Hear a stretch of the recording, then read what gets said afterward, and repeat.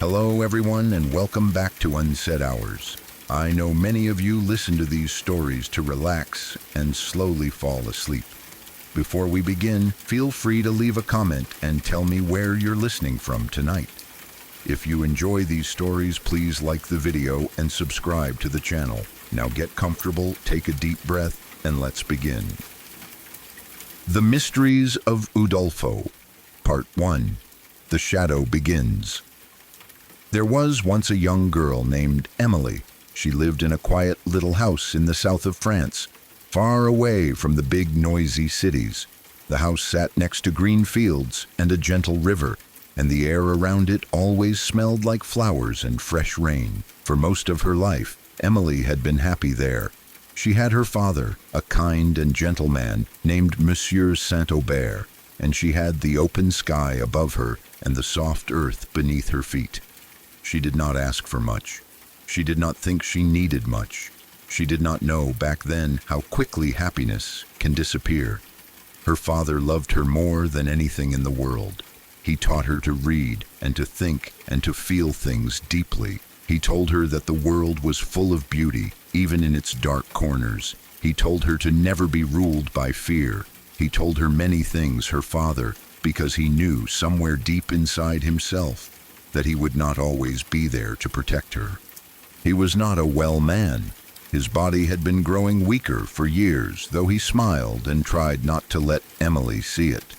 Some truths are like shadows, quiet and patient, following behind you even on the sunniest days. One morning, Saint-Aubert decided they should go on a journey together through the mountains. He said it was for the fresh air, for the beauty of the countryside, for the joy of seeing new places. And maybe some of that was true. But Emily, who loved her father and watched him carefully, suspected there was something else behind his eyes. A tiredness, a heaviness that had nothing to do with the long road ahead. Still, she packed her things and climbed into the carriage beside him, and they set off together into the hills. The mountains of southern France in those days were wild and beautiful and a little frightening, even in the daytime. The roads wound up and up like ribbons thrown carelessly over the slopes, and on either side the ground dropped away into dark valleys filled with pine trees and shadow. Emily sat by the carriage window and watched the world change around her. The small, comfortable fields of home gave way to steep, rocky cliffs. The soft blue sky she knew from her garden became something bigger and stranger up here, full of clouds that moved fast and changed shape without warning. She watched her father, too. He sat quietly across from her, looking out his own window at the mountains, and sometimes his face was peaceful, and sometimes it was something else, something she did not have a word for yet. She was young. She had not yet learned the particular look that people wear when they are saying goodbye to things, not out loud, not in words, but in that deep, quiet way that happens when a person knows their time is growing short. They stopped at small inns along the road, sleeping in unfamiliar rooms with unfamiliar sounds outside the windows. Emily would lie awake sometimes listening to the wind move through the mountain passes, and it sounded to her like breathing, like something enormous and invisible drawing breath in the darkness. She told herself it was nothing. She told herself she was being foolish, but something in her chest stayed tight and would not loosen, no matter how many times she closed her eyes and tried to sleep. It was on one of these mountain roads that something unexpected happened. A young man appeared on the path ahead, stepping suddenly out of the trees. Emily's father, startled, thought for a moment the man was a robber and reached for something to protect them. But the man was not a robber at all. He was young and had an honest face, and introduced himself as Valancourt. He had been traveling alone through the mountains and had lost his way a little. There was something about him that was immediately easy to trust. He walked with them for a while, and he and Emily's father talked as if they had known each other for years. Emily sat quietly and listened and tried not to look at Valancourt too much, though she found herself looking anyway, more than she meant to. He did not stay long. The roads divided, and he had to go his way, and they had to go theirs. But Emily did not forget him. She thought about him later, alone in her room at the inn, listening to the wind come down off the mountains. There was a warmth to thinking about him, a small light in what had otherwise been a journey full of quiet worry. She held on to that little warmth and tried to make it last. Her father's health got worse as they traveled. Emily saw it happening slowly, like a candle burning down. He coughed more. He slept in the carriage when he had never slept in carriages before. He sometimes looked at her with such tenderness and such sorrow mixed together that it made her chest ache. She began to understand what was coming, even though she did not want to understand it, even though every part of her pushed back against the knowledge like a hand pressed against a door that something dark is trying to open. They reached a monastery in the mountains, a place called St. Clair. The monks there were kind and quiet, and the building was very old, with thick stone walls and narrow windows that let in only a little light. Emily's father was so weak by then that they had to stop. He could not go any further. She sat beside him in a small, cold room and held his hand and tried to be brave, though her heart was breaking quietly inside her. He told her things in those last days. He warned her about a woman, his sister, Madame Cheron, who would become Emily's guardian when he was gone. He said to be careful of her. He said the world had people in it who wore kindness like a coat they could take off whenever they wanted. He told her to protect herself. He told her to remember everything he had taught her about goodness and courage. He told her that the strength she needed was already inside her, even if she could not feel it yet. He told her one more thing in those final hours, something that she almost did not hear because she was so focused on holding herself together, on not letting the grief take over while he still needed her to be present and calm. He told her that there were papers she should look for, papers connected to the family estate, papers that he had kept locked away for reasons he had not fully explained to her, and she should find them when she was able and read them and understand what they meant. He said this with a kind of urgency that was unlike his usual manner, and she pressed him on it, but he grew tired, and she did not press him further. The papers. She thought about them sometimes in the days and weeks and months that followed, when she had space enough in her grief to think about anything else. And then he was gone. Emily sat in the silence after he died, and the silence was the loudest thing she had ever heard. Outside the monastery walls, the mountains stood exactly as they had the day before and the day before that, enormous and indifferent, and the wind moved through them the same as always. The world did not change at all for the fact that her world had just ended. That is the cruelest thing about grief.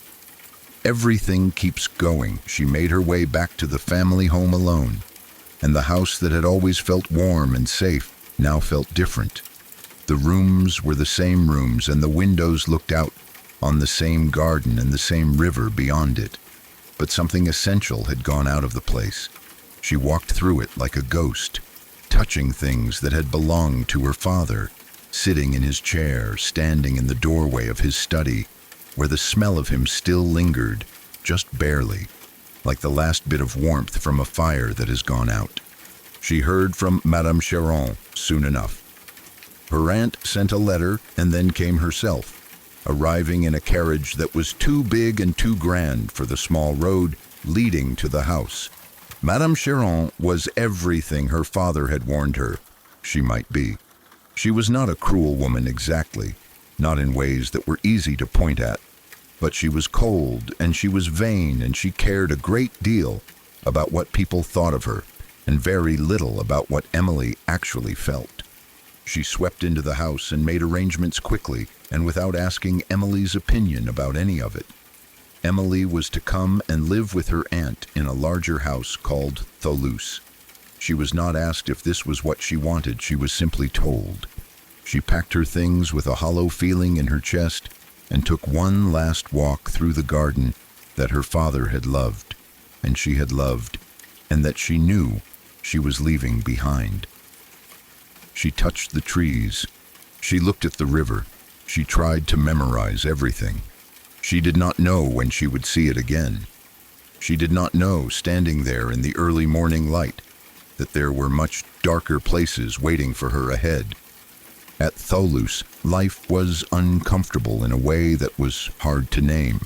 The house was large and full of visitors who came and went, people who laughed loudly and talked about things Emily could not bring herself to care about. Her aunt expected her to be cheerful and sociable and decorative, and Emily tried, because she was a good and obedient girl. But inside she was still somewhere back on that mountain road, or in that cold room at the monastery, or standing in her father's garden watching the water move. And then Valancourt appeared again. He came to Toulouse, and when Emily saw him, it was like a window opening in a room that had been shut for too long. He was the same as she remembered, warm and honest and easy to trust. And in the weeks that followed, they spoke to each other often, and Emily found that something in her chest began to loosen a little. She had not expected to feel anything good so soon. She had thought the feeling of goodness was finished for her, at least for a long time. But there he was. He told her he loved her. She was not surprised to discover that she loved him too. It had been there already, that feeling, waiting quietly since the mountain road. But love, as Emily would come to understand very soon, does not protect you from anything. It just gives you something else to be afraid of losing. Her aunt did not approve. Madame Cheron had plans for Emily that did not include a young man of modest means who had appeared on a mountain road. She was cold to Valancourt, and she was firm with Emily, and she made it clear that she considered the whole thing a problem that needed solving. Emily listened to her aunt and did not argue out loud, because she had learned already that arguing with Madame Cheron was like trying to hold water in your hands. It simply ran through and was gone. And then her aunt's own life changed in a way that changed everything for Emily too. A man named Montoni appeared. He was Italian, dark and handsome and commanding, with eyes that seemed to see everything and give nothing back.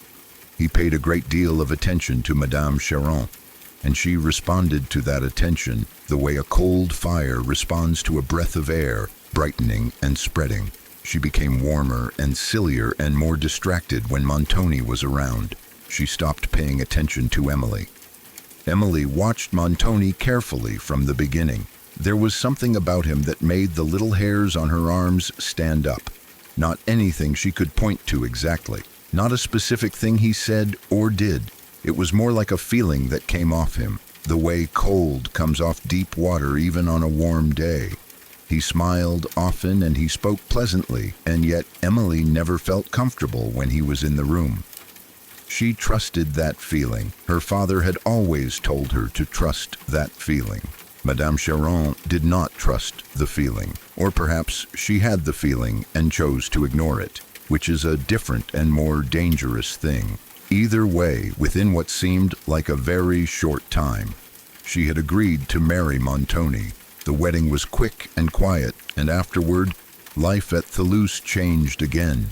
Montoni was now in charge of the house, and in charge of the household, and in a way that Emily felt rather than could explain, in charge of her aunt in ways that her aunt had not fully understood when she said yes. He decided they would all go to Venice. He said it as though it were perfectly natural and simple, as though uprooting 3 people from their home and traveling across the mountains into a foreign country were no more remarkable than going for an afternoon walk. Madame Cheron seemed to find it romantic and exciting. Emily packed her things again and felt the emptiness inside her grow a little wider. Valancourt came to say goodbye. He was distressed and tried to convince Emily that they should not be separated, that they should find a way to stay together. Emily wanted desperately to agree with him, but she was not yet of age, and she was in her aunt's care, and she had been raised to do what was right even when it cost her. She told him they would wait. She told him she would come back. She told him to be patient and that she would write. He held her hands and looked at her with an expression that she would think about for a long time afterward, on the road and in Venice, and in the dark place that came after Venice. And then the carriage pulled away, and Valancourt grew smaller and smaller in the window behind her, and then he was gone. The journey to Venice took them over the Alps, through passes where the cold came at them sideways, and the wind shrieked between the rocks, like something alive and suffering. Emily pressed herself against the carriage window and watched the mountains close around them on all sides, and thought about how small a person is, really, when the world decides to remind you of its size. The peaks were enormous and indifferent and beautiful and terrifying all at once, the way the most powerful things often are.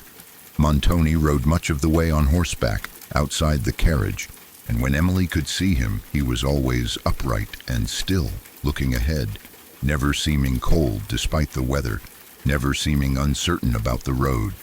She watched him when he didn't know she was watching, looking for something in the set of his shoulders or the angle of his jaw that would tell her what kind of man he really was.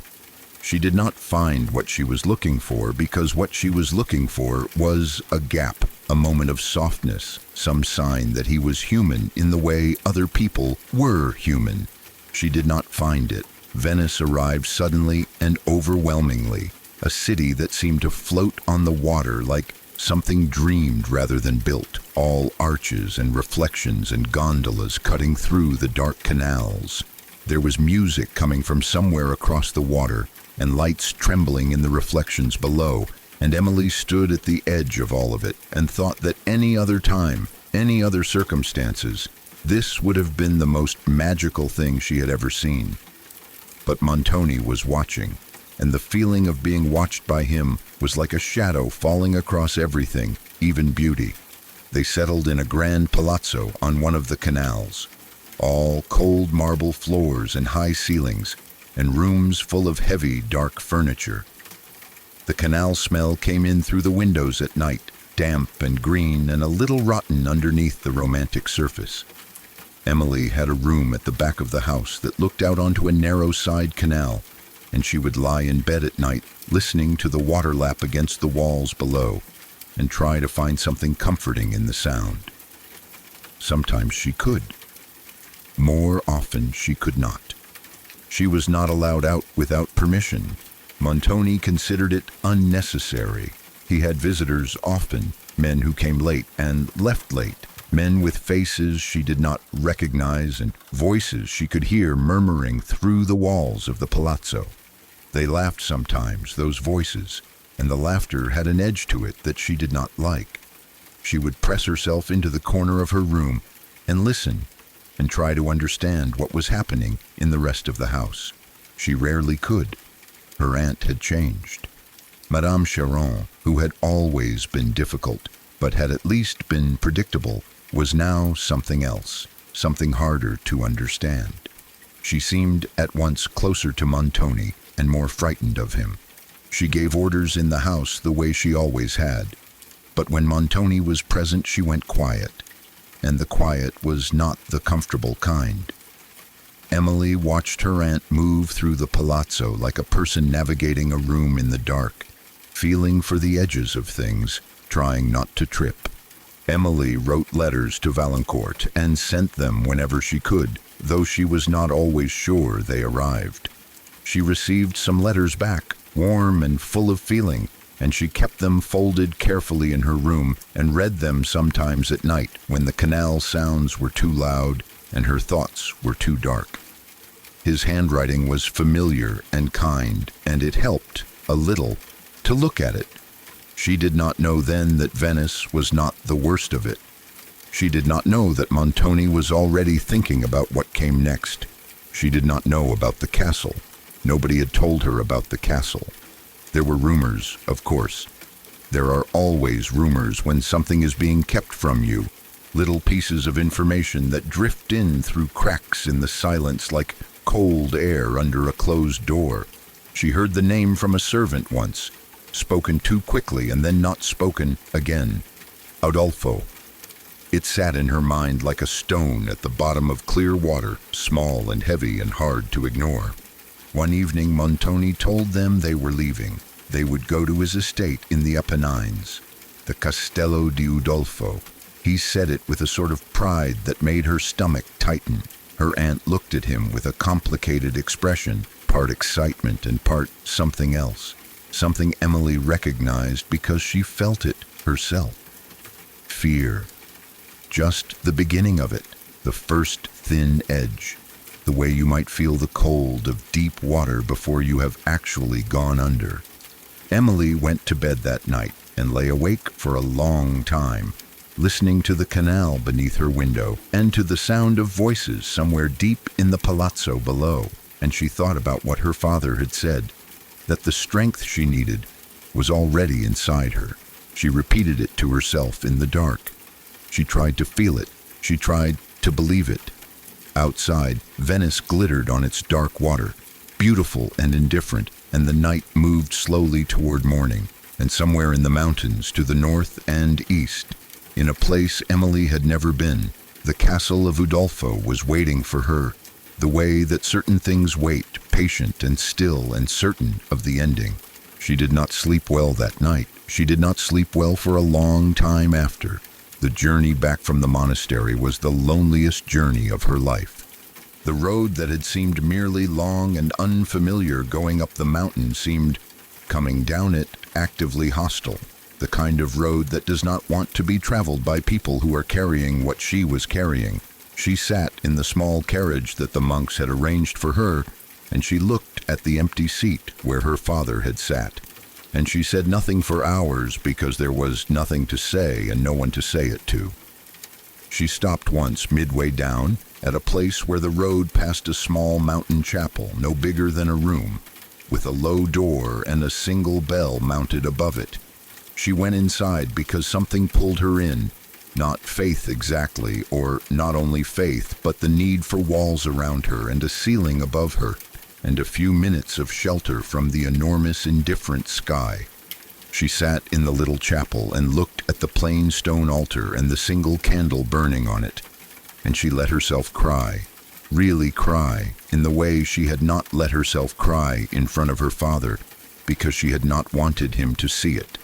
She cried for a long time, and then she stopped and dried her face, and went back out into the mountain air, and got back in the carriage and continued down the road. This is what grief is like, not a single overwhelming wave, but an ongoing thing, a presence that walks beside you, that you stop for sometimes and then continue despite. The family home waited for her at the end of the journey, and she was grateful for it, in a way she had not expected to be, grateful for the familiar rooms and the smell of the kitchen and the sound of the old clock in the hall, grateful for anything that was simply what it had always been, unchanged, reliable itself. She walked through the house slowly, touching things, the chair where her father read, the table where they ate, the window in the study where he sat in the mornings with his books and his tea and the light coming in from the garden beyond.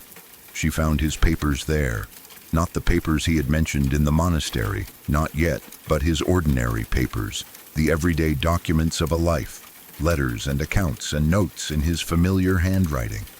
She sat down with them and went through them carefully, not because she needed to, but because it was something to do with her hands, while her mind was elsewhere, and because each piece of paper with his writing on it was a small proof that he had existed, that he had been here in this chair writing these words, that he had been real. The papers he had warned her about, the ones he said were locked away and important, she did not find immediately. She searched in the obvious places, the desk drawers, the small cabinet beside the bookshelf, and found nothing that seemed to fit what he had described. She made a note to look more carefully when she had the strength for it. She was not sure when she would have the strength for it. Madame Chéron arrived within the week, sweeping in as Emily had known she would, taking charge as she always did, making decisions about things she did not fully understand, because making decisions about things was what she did. She reorganized the house. She went through Emily's father's rooms with an efficiency that made Emily want to look away. She arranged for Emily's things to be prepared for the move to Toulouse, and she did all of this with a kind of brisk competence that was, if Emily was being fair about it, probably necessary. Probably someone had to do these things, but the doing of them by this particular person in this particular way made Emily feel like something was being erased. She asked her aunt about the locked papers. She described what her father had told her, briefly and in the moment before he died. Her aunt listened and looked slightly impatient and said that she was sure it was nothing important, and that if Emily's father had wanted to tell her about some papers, he had had ample opportunity to do so more clearly before he died. Emily did not point out that her father had not had much opportunity for clarity while he was dying. She simply nodded and added it to the list of things she was holding, the list of things she would come back to when she could. What she did not know, standing in her father's house with her aunt, briskly rearranging everything around her, was that those papers were more important than she could have guessed, and that the not finding of them would matter enormously later, in ways she could not yet imagine. In a dark castle in the mountains of Italy, where the secrets of her own family would become entangled with the secrets of a man she had not yet met. She did not know any of that. She only knew that she was leaving home, and that home was already leaving her, piece by piece, room by room, arrangement by arrangement, and that the river outside the garden would keep moving long after she was gone, and the house would stand empty, and the trees in the garden would go on being the trees in the garden, without her there to walk among them. She left on a gray morning in early autumn.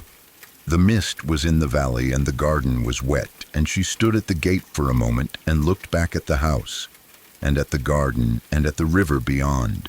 And she made a promise to herself, silently, the kind of promise that is made between a person and themselves, and has a weight to it, that words said aloud sometimes do not. She would come back. Whatever happened, she would come back. Then she turned and walked to the carriage, and they drove away, and the house got smaller and smaller, in the window behind her. And then it was gone. Toulouse was not a comfortable place to grieve.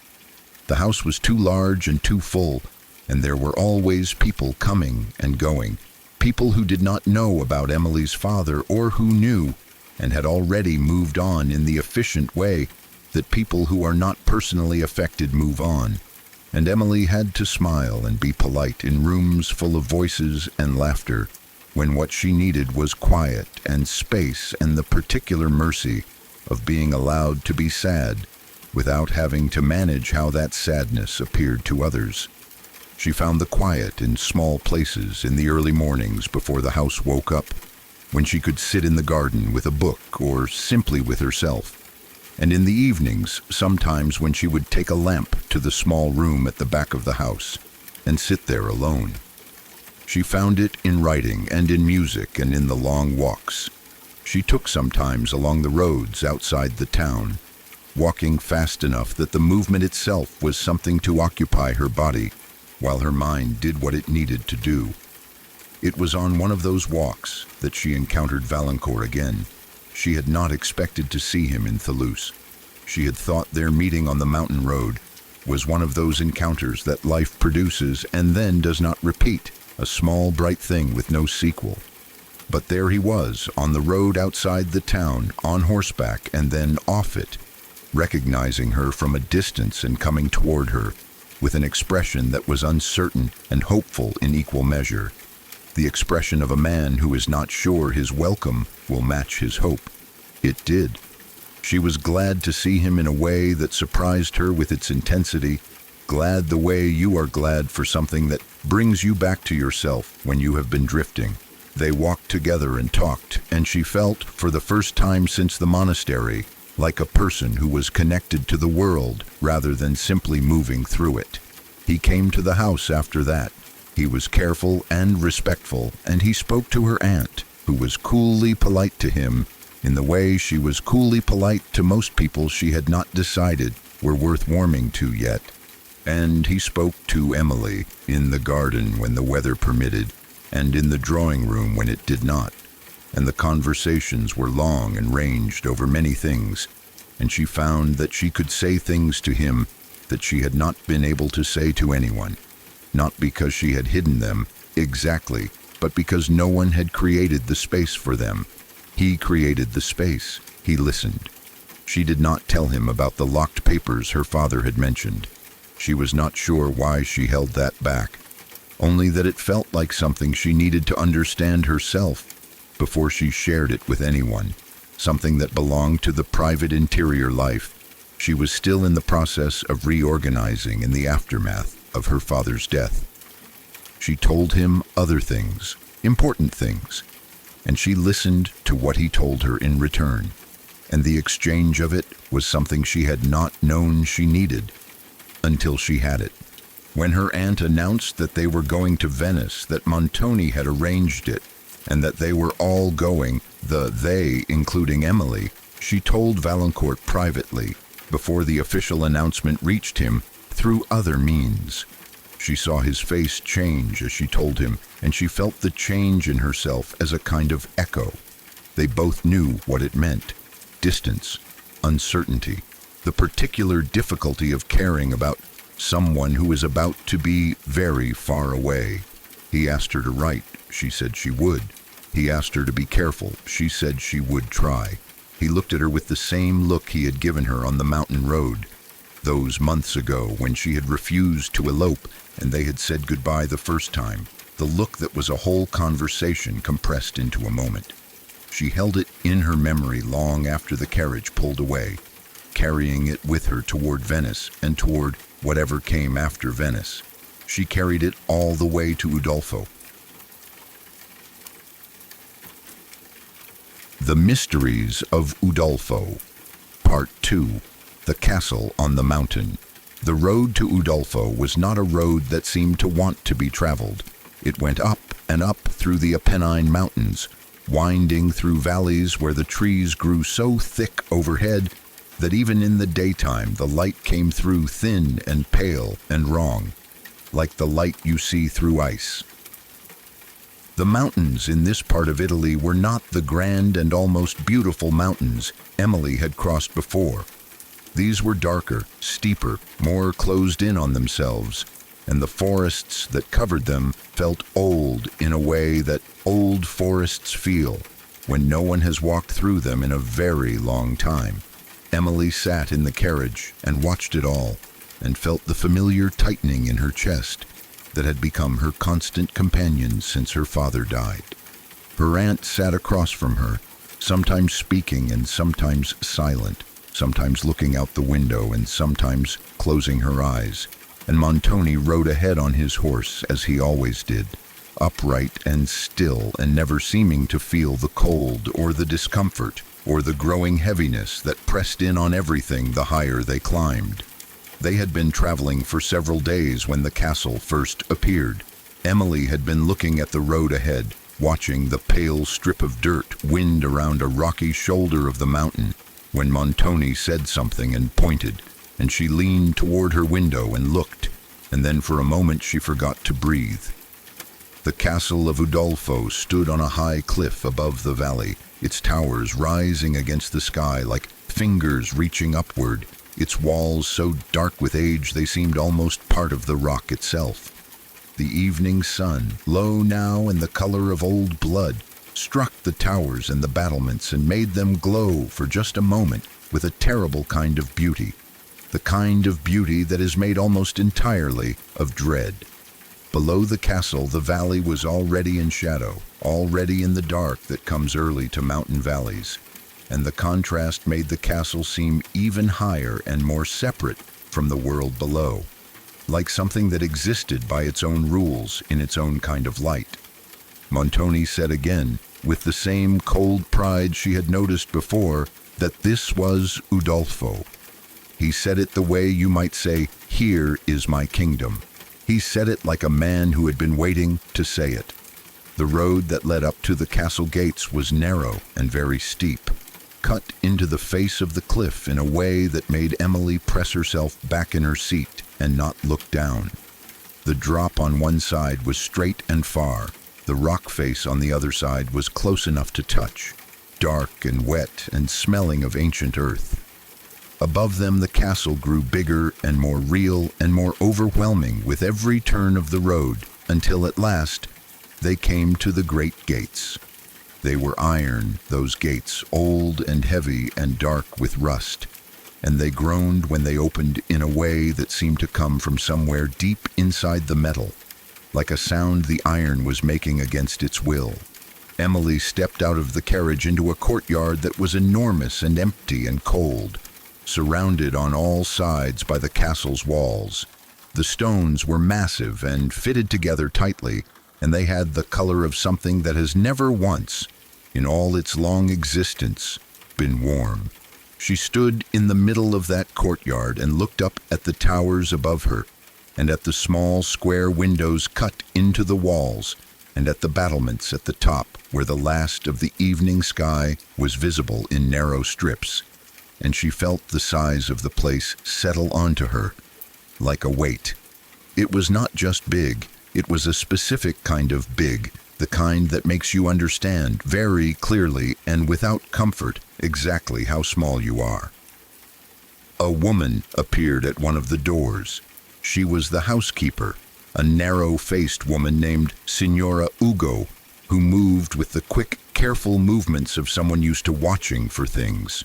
She led them inside, through corridors that were high-ceilinged and dim, lit by torches that gave off more shadow than light, through rooms full of old furniture covered in dust cloths, through doorways cut into walls so thick you could have stood 3 men end to end and they would not have reached the other side.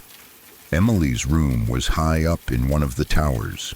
It was large but cold, and the cold was the kind that lived in the stones themselves, the kind that doesn't go away with a fire in the grate, because it is not the cold of the air but the cold of centuries of dark.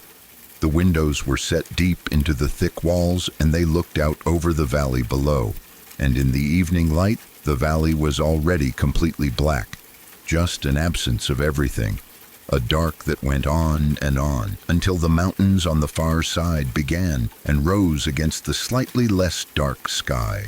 She was left alone in the room, and she stood at the window for a long time and looked at the dark valley and the dark mountains and the small hard stars beginning to appear above, and she thought about Valancourt. She thought about her father. She thought about the garden at home and the river, and the way the evening light had looked, falling through the old trees. She thought about all of it, and she was still thinking about it when the sounds began. She heard them first as something she could not quite identify, a low sound from somewhere in the castle, too formless to be called a voice, too regular to be entirely accounted for by the wind.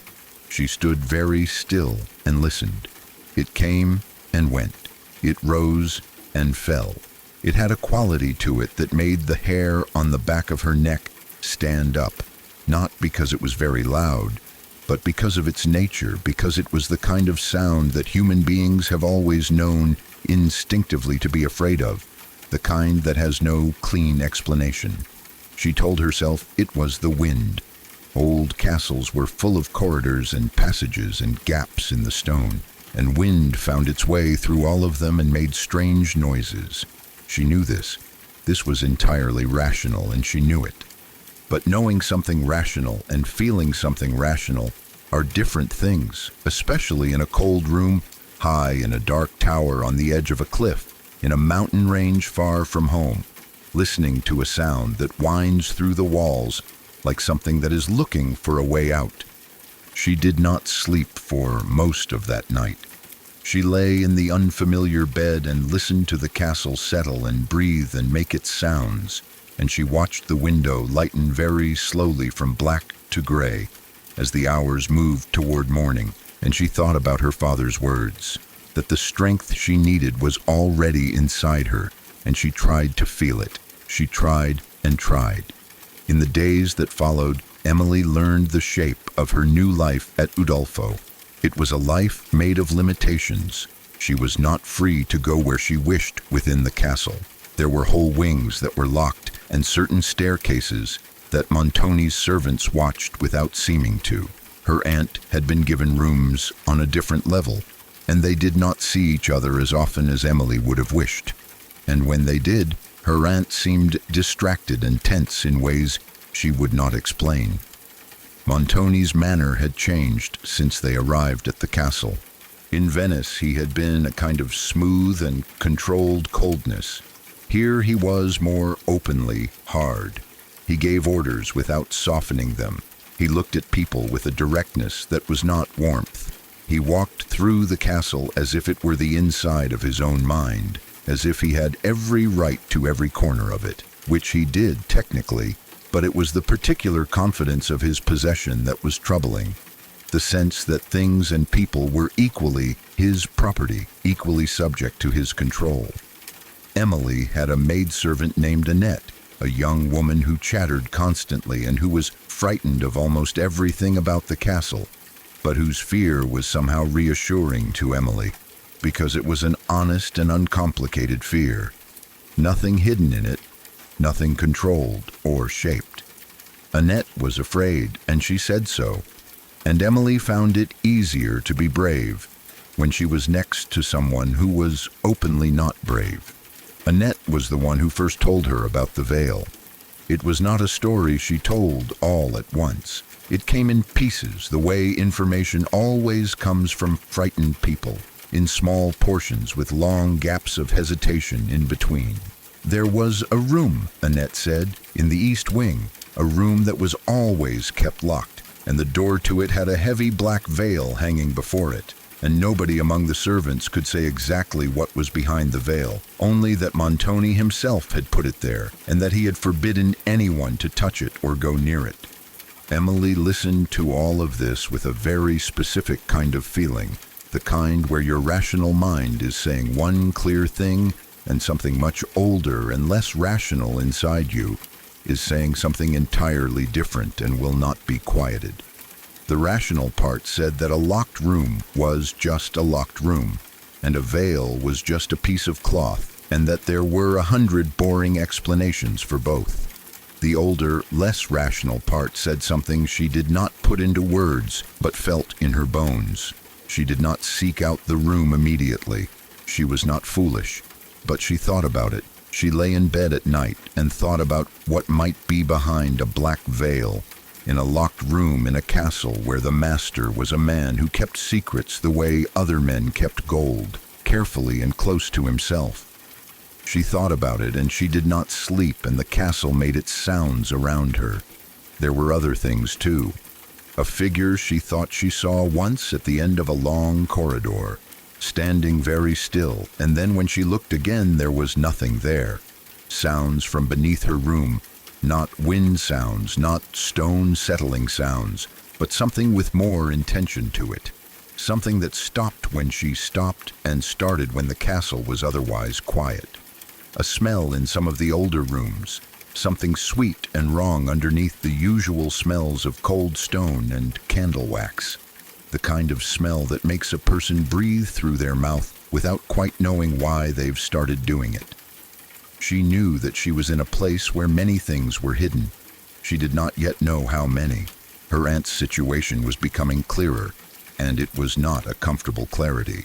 Madame Chiron, who was now Madame Montoni, had discovered something that Emily had seen from the beginning, that her husband was not the man she had thought he was.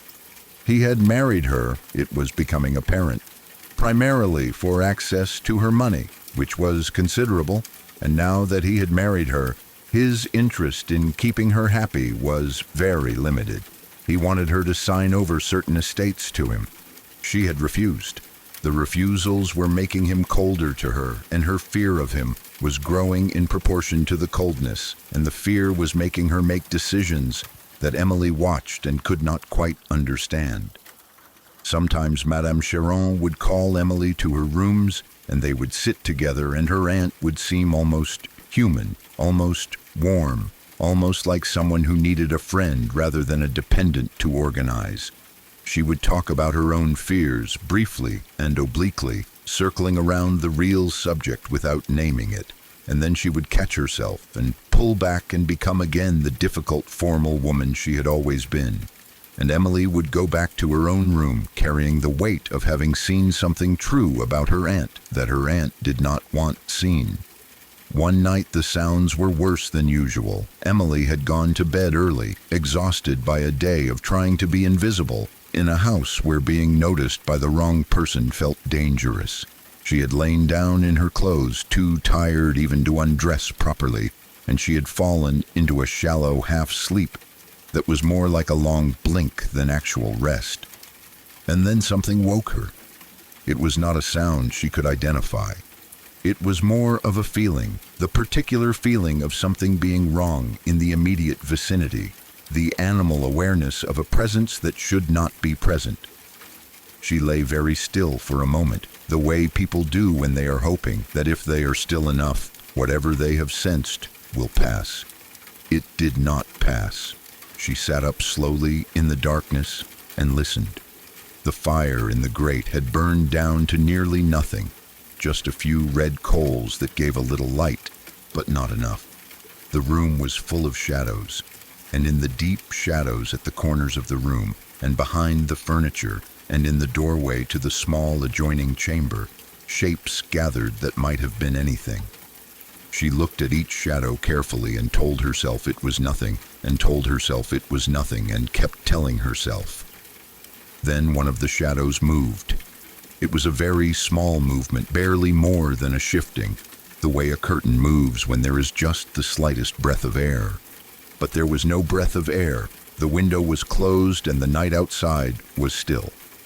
Emily sat in her bed and looked at the shadow in the corner and felt every hair on her body stand upright in a long, slow wave, and the fear she had been managing carefully for weeks rose up inside her all at once like water over a broken wall.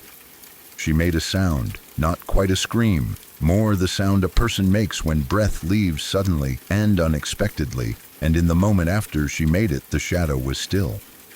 Everything was still, and then Annette knocked on the connecting door and opened it and came in with a candle, having been woken by the sound, and the candlelight moved around the room and showed her everything plainly, the old furniture and the stone walls and the corners, the ordinary corners, empty of everything. Emily sat and breathed and let Annette flutter around her, fetching water and blankets and saying things she didn't quite hear, and she kept her eyes on the corner where the shadow had been, and she thought to herself very clearly that she was not imagining things. She was not the kind of girl who imagined things. Her father had raised her to think clearly and to see what was actually there. And what was actually there for just a moment had moved. She did not sleep again that night. She wrote to Valancourt in the morning, a letter full of things she could not quite say directly, full of the shapes of what she felt without the clear words for it, and she tried to make it sound braver than she felt, because she did not want him to suffer for her fear, and because she did not fully trust that the letters left the castle without being read first. She folded it and sealed it and gave it to the one servant she thought she could trust, and she did not know if it arrived. She began to move more carefully through the castle, watching. There were things she noticed that she catalogued privately, small anomalies, small wrongnesses that individually meant little but together began to build into something she was not ready to name. The servant's strange reluctance to go near certain areas after dark, the way sound behaved oddly in some of the older parts of the building, seeming to come from nowhere and go nowhere, the locked doors that were always locked, the rooms with the furniture still draped in white cloths that had not been disturbed in years, rooms that felt both abandoned and somehow not entirely empty. And always, at the back of everything, the room with the black veil. She found it finally on her own, not because she was looking for it, but because she was walking in the east wing one afternoon, trying to clear her head, and she turned a corner, and there it was. A door at the end of a short passage, and hanging before it, heavy and black and absolutely still in the airless corridor, the veil. She stood and looked at it from a distance. The veil was the color of nothing. It absorbed the poor light of the passage and gave none of it back. Behind it, the door, and behind the door, whatever Montoni had placed there and forbidden anyone to know about. She took a step toward it, then another. She was close enough now to see that the fabric was old and fine, the kind of silk that was made for mourning, made to be worn by the grief-stricken, and the sight of it put a chill in her chest that had nothing to do with the temperature of the corridor. She reached out her hand. She meant to lift the corner of the veil and see what was beyond it, what was on the other side of the door, what the secret was. Her hand was inches from the black fabric, and then a sound came from somewhere deeper in the castle, a door slamming, footsteps, and she pulled her hand back and stepped away quickly, and turned and walked back the way she had come, with her heart hammering in her chest, and the sound of her own footsteps too loud in the stone passage. She did not look back. She told herself she was glad she hadn't looked. She told herself she would look another time, but she did not forget the sight of it, the black veil hanging in the still air of that corridor, the absolute darkness of it, the silence that surrounded it like something with weight and intention. And in the nights that followed, she lay in her bed and thought about it. And the more she thought about it, the more certain she became that whatever was behind it, it was not nothing. Nothing does not need to be hidden that carefully. Nothing does not require a veil that color. The days at Udolpho had a texture unlike any other days she had lived. Even the difficult days at Toulouse under her aunt's management, even the uncomfortable months in Venice, had been days of the ordinary human world. This was different. The castle had a way of making you forget that there was an ordinary world outside its walls, of making its own strange internal reality feel like the only reality, the way a very vivid dream feels while you are inside it. She had tried in those first weeks to maintain her routines, the small practices of her ordinary life that her father had taught her kept a person anchored to themselves. She read in the mornings when the light was sufficient. She wrote in the evenings, not letters only but private writing, a journal of sorts, a place to put the things she was observing and feeling and thinking. She played the lute. She walked when she was permitted to walk. The journal became important to her in a way she had not expected. Writing a thing down changes it, changes your relationship to it. The fears that lived in her head were enormous and formless and impossible to argue with. But on paper they became specific things with edges, and that made them, if not smaller, at least more manageable. She could look at a specific fear on a page and think about it, rather than simply being inside it. She wrote about Montoni. She described him carefully, the way he moved and spoke and looked, the way his eyes processed information without returning any.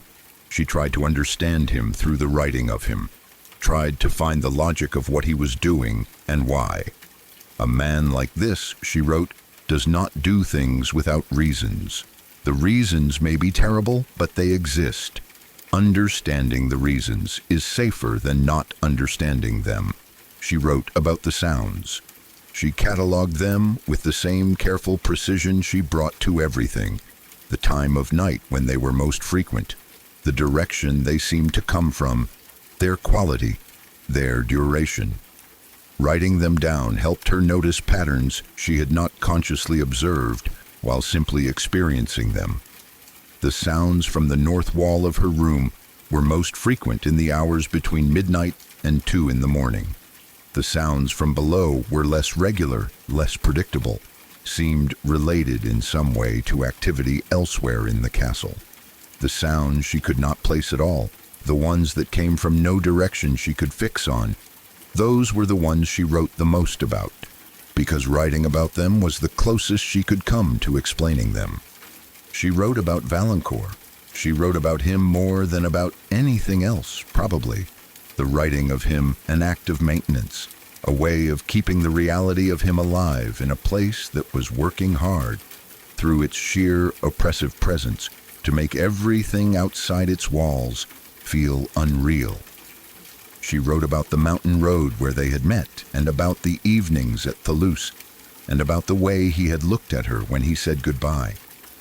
She wrote it all down, and it stayed real. On one of the evenings when she was not writing but sitting by the fire, letting the quiet settle around her, she heard music. Not the music from the walls that she had heard before and catalogued in her journal. This was different. It was coming from outside, from the direction of the valley, faint with distance, carried on the night air that came in through the gap around her window, that no amount of stuffing with cloth had fully sealed against the mountain cold. She went to the window and pressed her face close to the glass and listened. It was a guitar, or something like a guitar, playing a slow melody that she almost recognized. The kind of almost recognizing that is more disturbing than simply not recognizing at all. The tune kept arriving at a certain point and then pausing, as if whoever was playing it was having difficulty with a particular passage, or as if they kept stopping to listen for something. She listened for a long time. Eventually the music stopped and did not start again. She stood at the window for a while longer, looking at the dark valley and the darker sky, and then she went to her journal and wrote about it. What struck her most, writing about it, was not the music itself, but the fact of someone being out there in the valley at that hour making music. Someone with leisure enough, or loneliness enough, to play a guitar in the dark in the mountains. Someone who was neither inside the castle nor very far from it. This was information of a kind. She filed it alongside everything else she was accumulating, uncertain of its meaning but unwilling to dismiss it.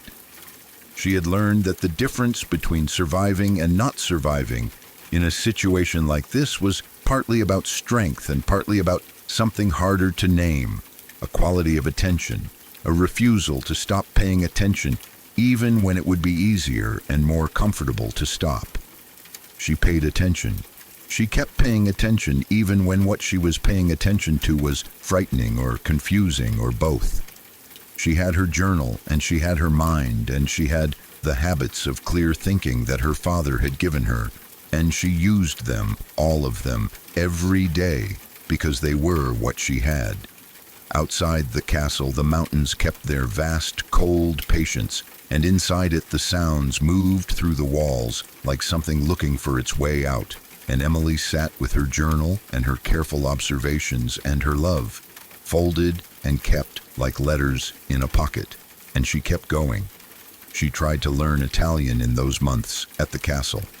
Her father had taught her Latin and English and French, but Italian had not been part of his curriculum, and now she was in a place where Italian was the language of everyone around her, and the gaps in what she could understand were frustrating and sometimes frightening. She had a good ear for language, and she had learned enough through immersion in Venice to manage simple conversations, but the complex things, the things the servants said to each other under their breath, the things Montoni's men said quickly among themselves, those were lost to her, and the loss mattered. She worked at it. She asked Annette, who was Italian and whose French was functional, though imperfect, to teach her words and phrases. She listened carefully to everything around her and tried to match sounds to meanings using context. She paid attention to tone and body language when the words themselves were unclear. Slowly, over weeks and months, the fog of incomprehension thinned, not to clarity, not to fluency, but to something more useful than what she had started with. This was another form of the same practice she applied to everything in the castle. Pay attention, gather information, build understanding piece by piece from what is available, even when what is available is incomplete and difficult. She had come to believe that this practice, applied consistently and without self-pity, was the foundation of surviving in a situation like this one. Not luck, not rescue, not some dramatic turn of events, but the simple daily practice of paying attention and thinking clearly about what you saw. There was a morning when she overheard something through the wall of her room that she was able to understand, not perfectly, but well enough. 2 of Montoni's men were in the corridor outside, speaking with enough carelessness to suggest they did not expect to be understood. And what she understood was connected to Montoni's plans for the estates and for her aunt. And it was worse than she had thought, and also more specific than she had thought, which meant it was more useful than she had thought. She went to her journal immediately and wrote down everything she had heard, every word she was certain of, and the paraphrased versions of the parts she had caught partially, and she sat with it and thought about it carefully. The picture it added to was not a comfortable one, but discomfort was not the point. The point was understanding what was happening well enough to respond to it effectively. She understood something important that morning that she had been circling around for weeks without quite landing on.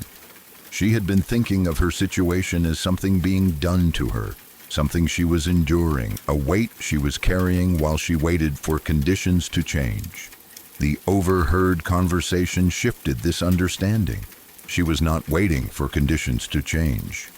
Conditions were not going to change on their own, not in a direction that was helpful to her. She was going to have to change them. This was different from the plan she had been forming, which had been vague and gestural, a plan-shaped thought rather than an actual plan. She needed something real. She needed to think about what she actually had available to her, what resources she actually had, and how to use them. She needed to stop thinking like someone who was waiting and start thinking like someone who was working. She put down her pen and she thought about this for a long time.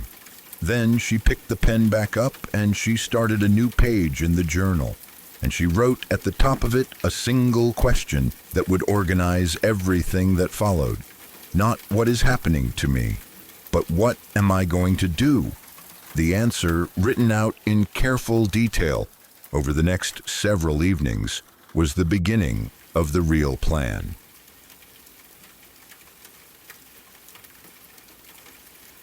The Mysteries of Udolpho, Part 3, What Lives in the Dark.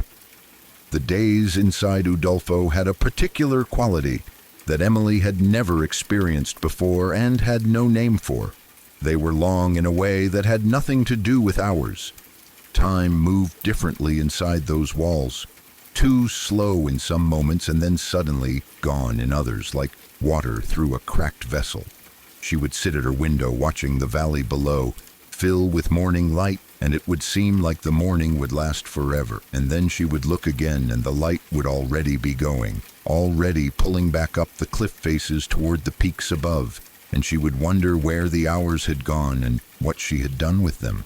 She played music sometimes. There was an old instrument in her room, a lute left by some former inhabitant of the castle, and she would sit and play it in the evenings when the sounds in the walls began and the firelight made jumping shapes on the ceiling. The music helped. It was something she could control, something she had learned from her father, and the sound of it filled the room and pushed the silence back a little. She sang sometimes too, softly, old songs her father had taught her, and the sound of her own voice in that large cold room was company of a kind. Annette heard the music one evening through the connecting door and knocked and came in and sat down and listened. And her face, while she listened, was the face of someone who has been frightened for a long time and has found a few minutes of not being frightened. Emily watched her and felt something soften in her own chest. Whatever was happening in this castle, she was not entirely alone. That mattered. It mattered more than she would have thought. Annette, in her chattering, nervous way, was actually a good source of information. Not reliable information, nothing you could stake your safety on, but pieces of things, fragments, overheard conversations, and servants' gossip, and the kind of knowledge that comes from having access, to every room in a house and no particular reason to keep what you've seen to yourself. From Annette, over time, Emily learned things. She learned that Montoni had men in the castle now, soldiers armed and loyal to him and him alone. She had seen them herself in the courtyard, groups of hard-faced men who moved through the space as though they owned it, which perhaps they felt they did since their master owned it. But there were more of them than she had realized, more than a household needed, more than made sense for a man who was simply living in his country estate. She learned that there was trouble somewhere, connected to Montoni's business dealings. She could not get the specifics because Annette only had pieces herself, but the feeling that came through the pieces was clear enough. Money, debts, disagreements with powerful people, the kind of trouble that makes a man need armed guards around him. She learned that her aunt had signed nothing. Madame Montoni was still refusing, still pushing back against her husband's demands, and the standoff between them had settled into something cold and fixed and dangerous in the way that cold and fixed things can be when one of the people involved has armed men at his disposal and the other does not.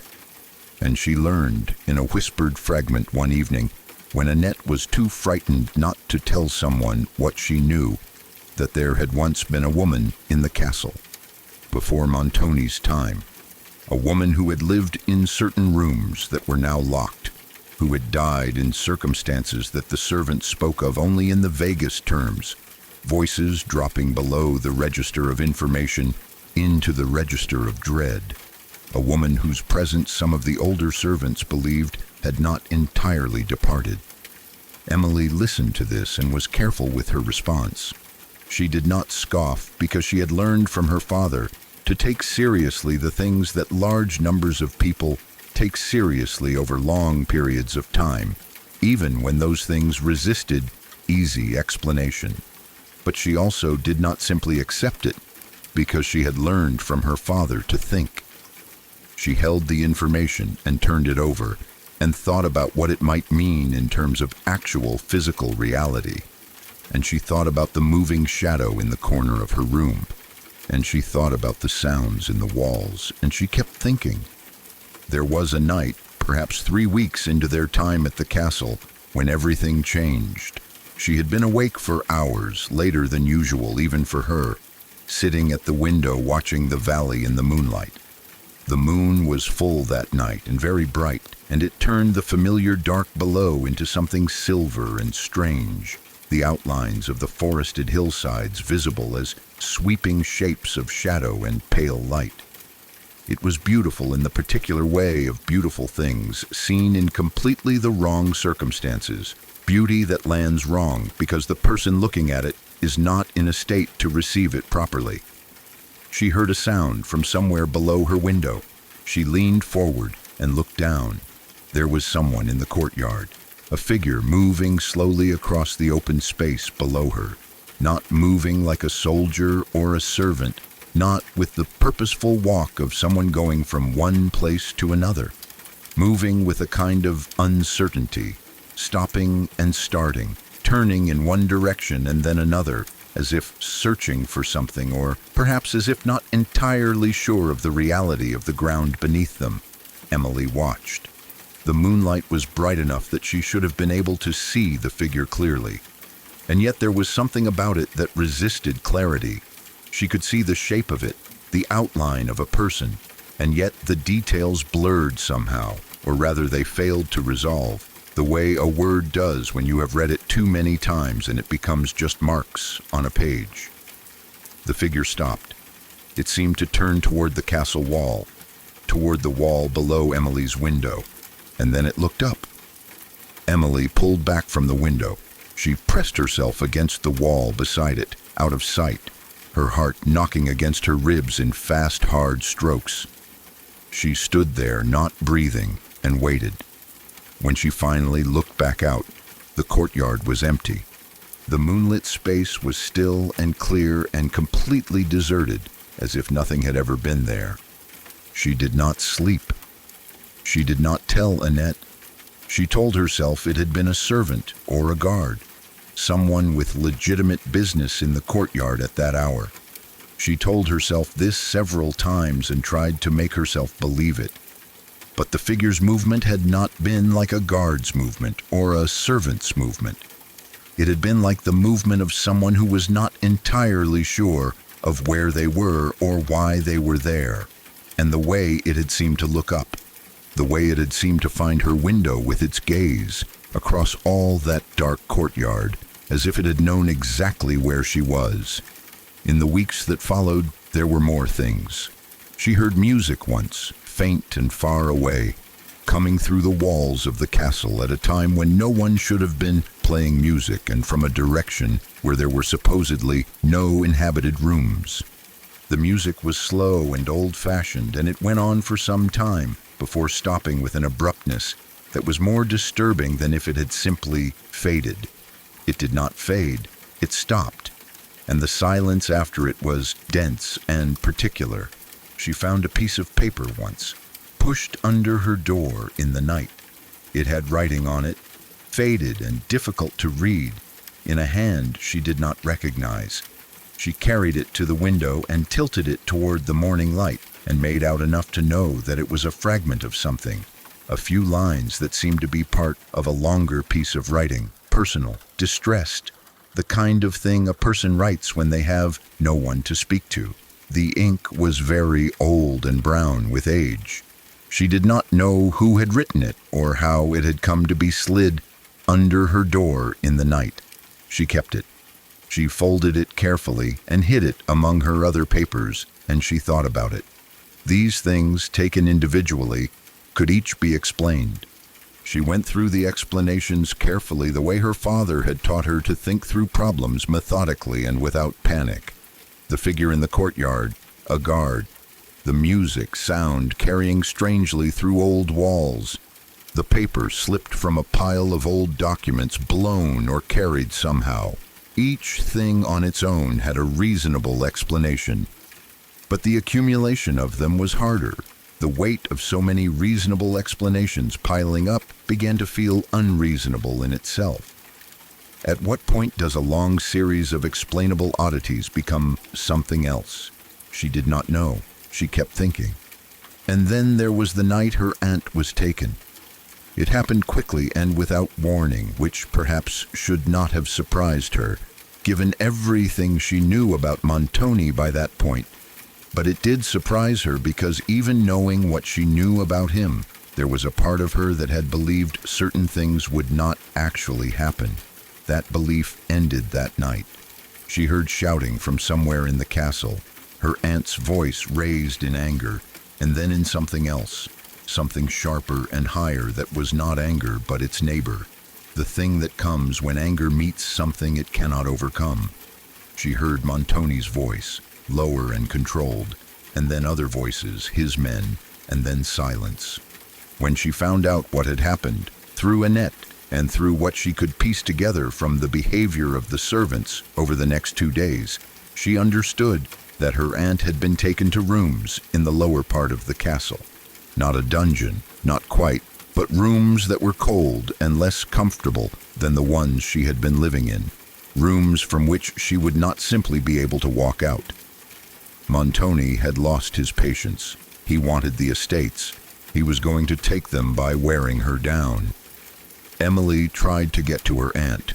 She was stopped. Not roughly, not with violence, but with the particular kind of stopped that happens when someone stands in a doorway and does not move and does not look threatening but does not move. And you understand that they will not move, and that moving them yourself is not something you have the means to do. She went back to her room and sat down and thought very carefully about her situation. She was in a castle in a mountain range in a foreign country. She had no money of her own. She had no friends here, not real ones. She had Annette, who was kind but powerless. She had the memory of Valancourt, which was warm but distant and getting no closer. She had her father's voice in her head, steady and clear, telling her that the strength was inside her. She tried to feel it. She found it harder to feel than usual. What she had, she decided, was time. She had not been threatened directly. Montoni had not yet turned his attention fully to her. His business was with her aunt, and while he was occupied with her aunt, Emily had some room to move, some ability to observe and think and perhaps find a way through this. She would be patient. She would be watchful. She would wait. The black veil was still there. She thought about it often. In the long, quiet hours of those days, she found herself returning to it in her thoughts, the way a tongue returns to a sore tooth, compulsively and against her better judgment. She knew it was there. She did not know what it concealed. The not knowing had become its own kind of weight, a presence that sat alongside all the other presences in the castle and demanded attention. She decided she would look. She chose a time when the castle was as quiet as it ever got. The deep middle of the afternoon when Montoni and his men were occupied with whatever they were occupied with, and the servants had retreated to their own spaces, and the stone corridors were empty and echoing. She went to the east wing. She walked the corridor she had found before, her footsteps very careful on the uneven stone floor, and she turned the corner, and there was the passage, and at the end of it, the door with the black veil. She walked toward it slowly. The veil did not move. The air in the passage was cold and very still. She could hear her own breathing and the distant sound of wind somewhere above her, and nothing else. She reached the veil.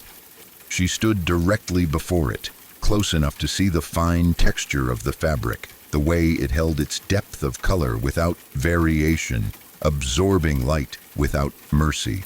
Her hand was shaking. She noticed it was shaking, and she made an effort to stop it, which helped only a little. She took the edge of the veil in her fingers. It was cold, colder than the air around it, which she noticed and then quickly told herself meant nothing. That old cloth held cold, that this was nothing. She lifted it. The door was there as she had known it would be. Old wood, dark with age, with an iron latch. She put her hand on the latch. She pressed. The door swung inward on heavy hinges that made no sound, which was somehow worse than if they had creaked. The room beyond was dark, very dark. The only light came from behind her, from the passage, and it fell into the room in a pale strip that showed her a rectangle of floor and nothing else.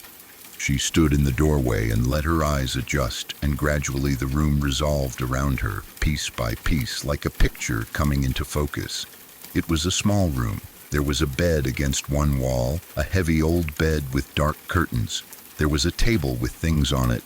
There was a chair. There were tapestries on the walls, faded to the point where the images on them were barely visible, just the suggestion of forms in faded color. And there was something else. On the other side of the room, in the corner, propped against the wall, there was a shape.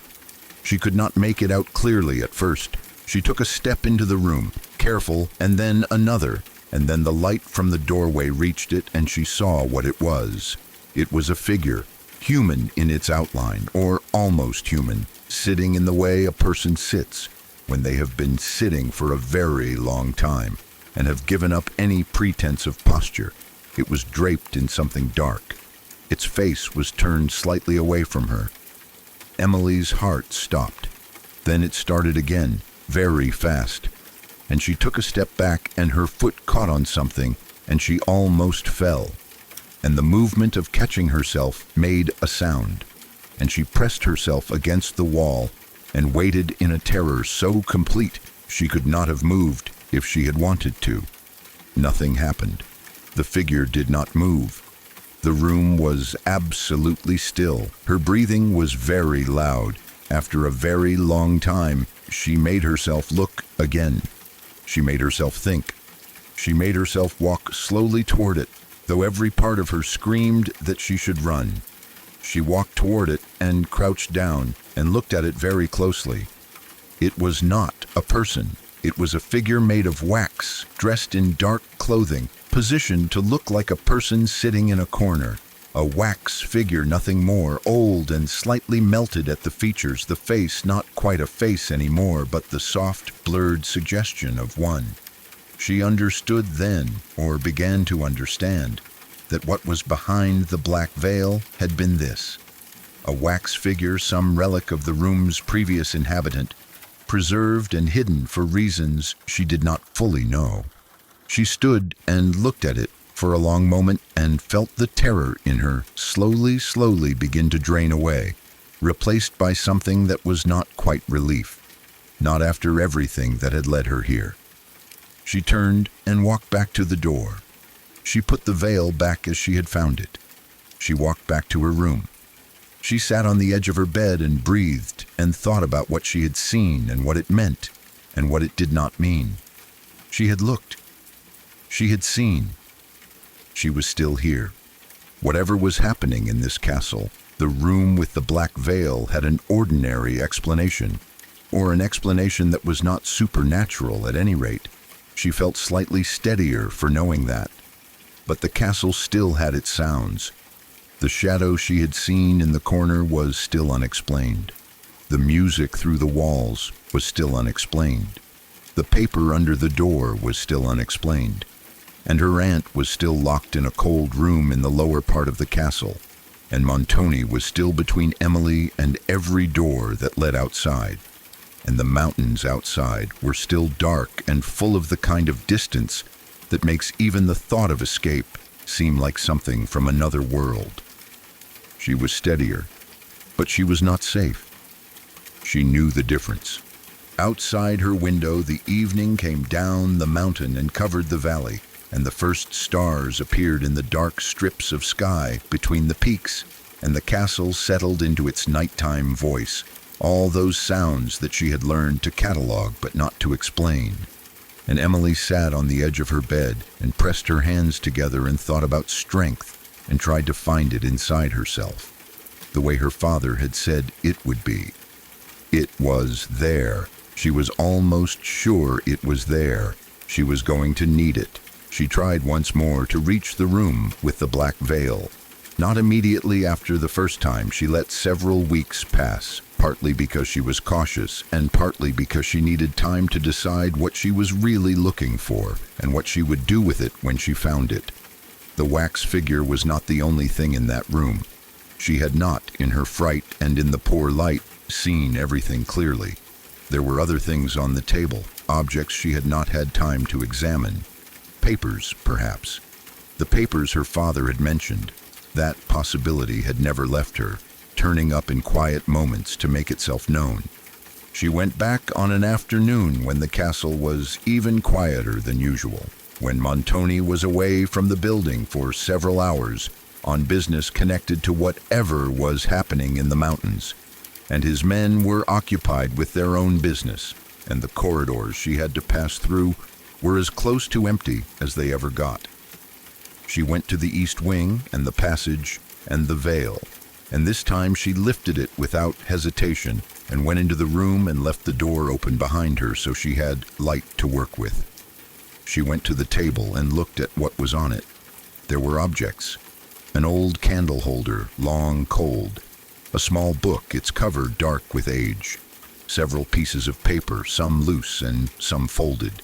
She took the loose papers and held them to the light and read what she could, and what she could read was not easy to read, not in the practical sense. The handwriting was old and faded, but also not easy in the emotional sense. The papers were personal. Someone's private writing, the kind that is never meant to be read by anyone but the person who wrote it. There was a name on some of them. The name was not her own and not her father's, and yet it snagged on something in her memory, caught like cloth on a nail, insisted on being recognized. She had heard this name somewhere. She concentrated on it, thinking, standing in the cold room with the wax figure in the corner and the sound of the castle around her, and then she remembered. Her father had said it. In the monastery, in those last hours. Not clearly, not as part of a coherent explanation, but in passing, in the way that dying people sometimes say things that seem like they might be important if only you had the context to understand them. A name connected to the papers he had told her to find. A name connected to the locked things. She folded the papers carefully and put them inside her dress, close to her body. She looked at the small book. She took it. She looked at the wax figure one more time, the pale, not quite face of it, and she felt the sadness of it again, the way it had felt before, the sadness of something that had been a person being reduced to this, reduced to a shape in a cold room, an object of mystery and dread for the people who came after. Whatever this figure had meant to whoever had left it here, it was heavy with meaning she could not read. She left the room and put the veil back and walked away. In her own room, she sat with the papers and the little book and the late afternoon light, and she read carefully. The picture that assembled itself from what she could read was incomplete, full of gaps and unfamiliar references, but it had a shape, and the shape was troubling and also in some way illuminating. The way things that have been hidden often are when they finally come into the light. They have a clarity that comes from having been kept in the dark for so long. There had been a woman, connected to the castle, connected through paths she could not fully trace yet, to her own family, connected to secrets that had been kept so carefully and for so long that the keeping of them had become its own kind of prison. She read and she thought and she did not fully understand, but she held what she had and kept it carefully, the way she held everything she gathered, because she had learned that in this place, information was the closest thing to safety she was likely to find. The wax figure in the corner of the room behind the black veil was not a ghost. She had established that. But it was the memory of a person, left deliberately, preserved in the cold of the locked room, which was its own kind of haunting. The world is full of hauntings that have nothing supernatural about them. The things people do to each other, the secrets they keep, the people they silence and put away and pretend did not exist. These are hauntings too, and they persist with a stubbornness that mere time cannot dissolve. Emily understood this now better than she had before. She understood it in her body, in the particular weight of the papers inside her dress. She would carry them carefully. She would read them again when she had more time and more light. She would try to understand what they meant. And when she finally got out of this place, which she had decided she would do something with what she had found. She did not know what yet, but something. The woman who had written those papers deserved something. Even people who are gone deserve to have their truth be known, especially them. She thought about the figure behind the veil for a long time afterward, not with the terror she had felt in the moment of seeing it, but with a kind of wondering sadness. Someone had made it. Someone had dressed it and positioned it and locked the door on it and hung the veil. This was a deliberate act with intention behind it. The question that stayed with her was whose intention and what it had meant to them. She had some guesses now from the papers she had taken from the room, from the fragments of stories she had assembled. The figure was a memorial of sorts, she thought, a strange and private one, the kind that gets made when grief cannot be expressed in the ordinary ways.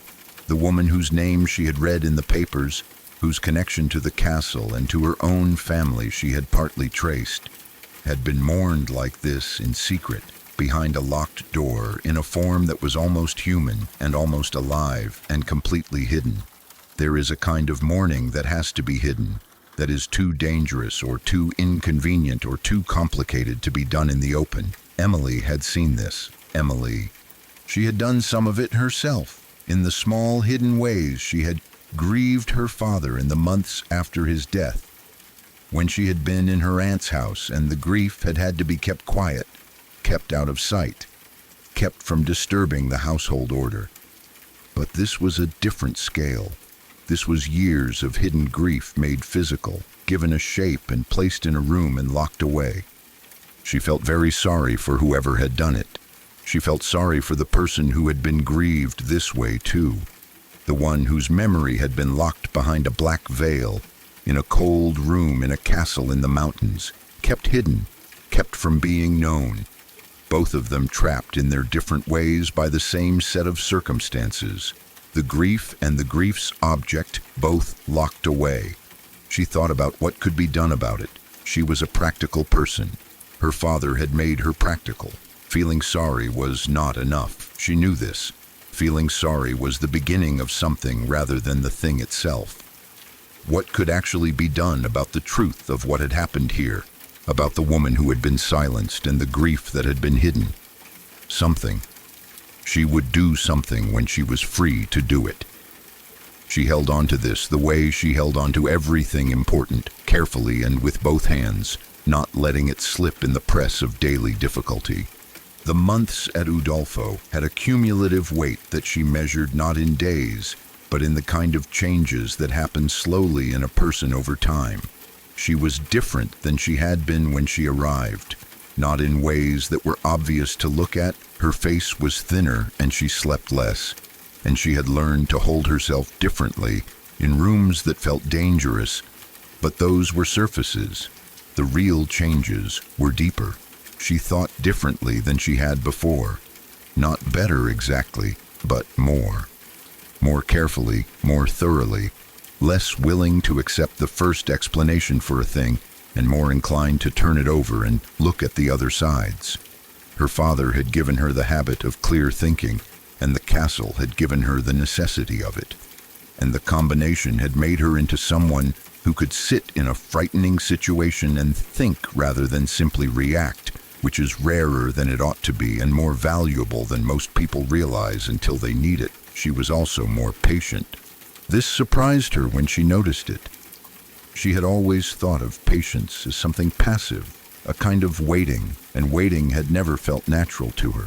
But the patience she had developed here was not passive.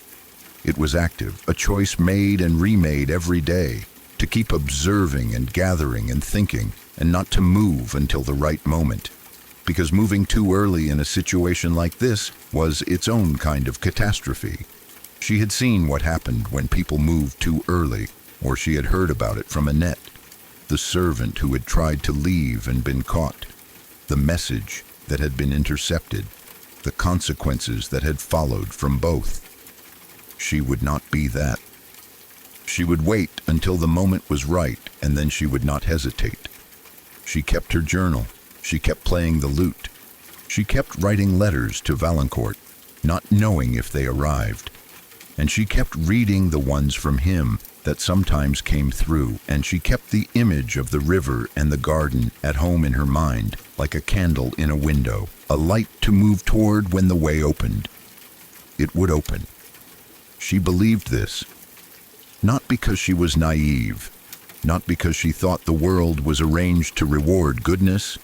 She had seen enough by now to know it was not reliably arranged that way, but because she had found the route through the lower level, and she had found Dupont, and she had found the loyal servant, and these things existed and could be used. The way would open because she was going to open it. She was just waiting for the right time.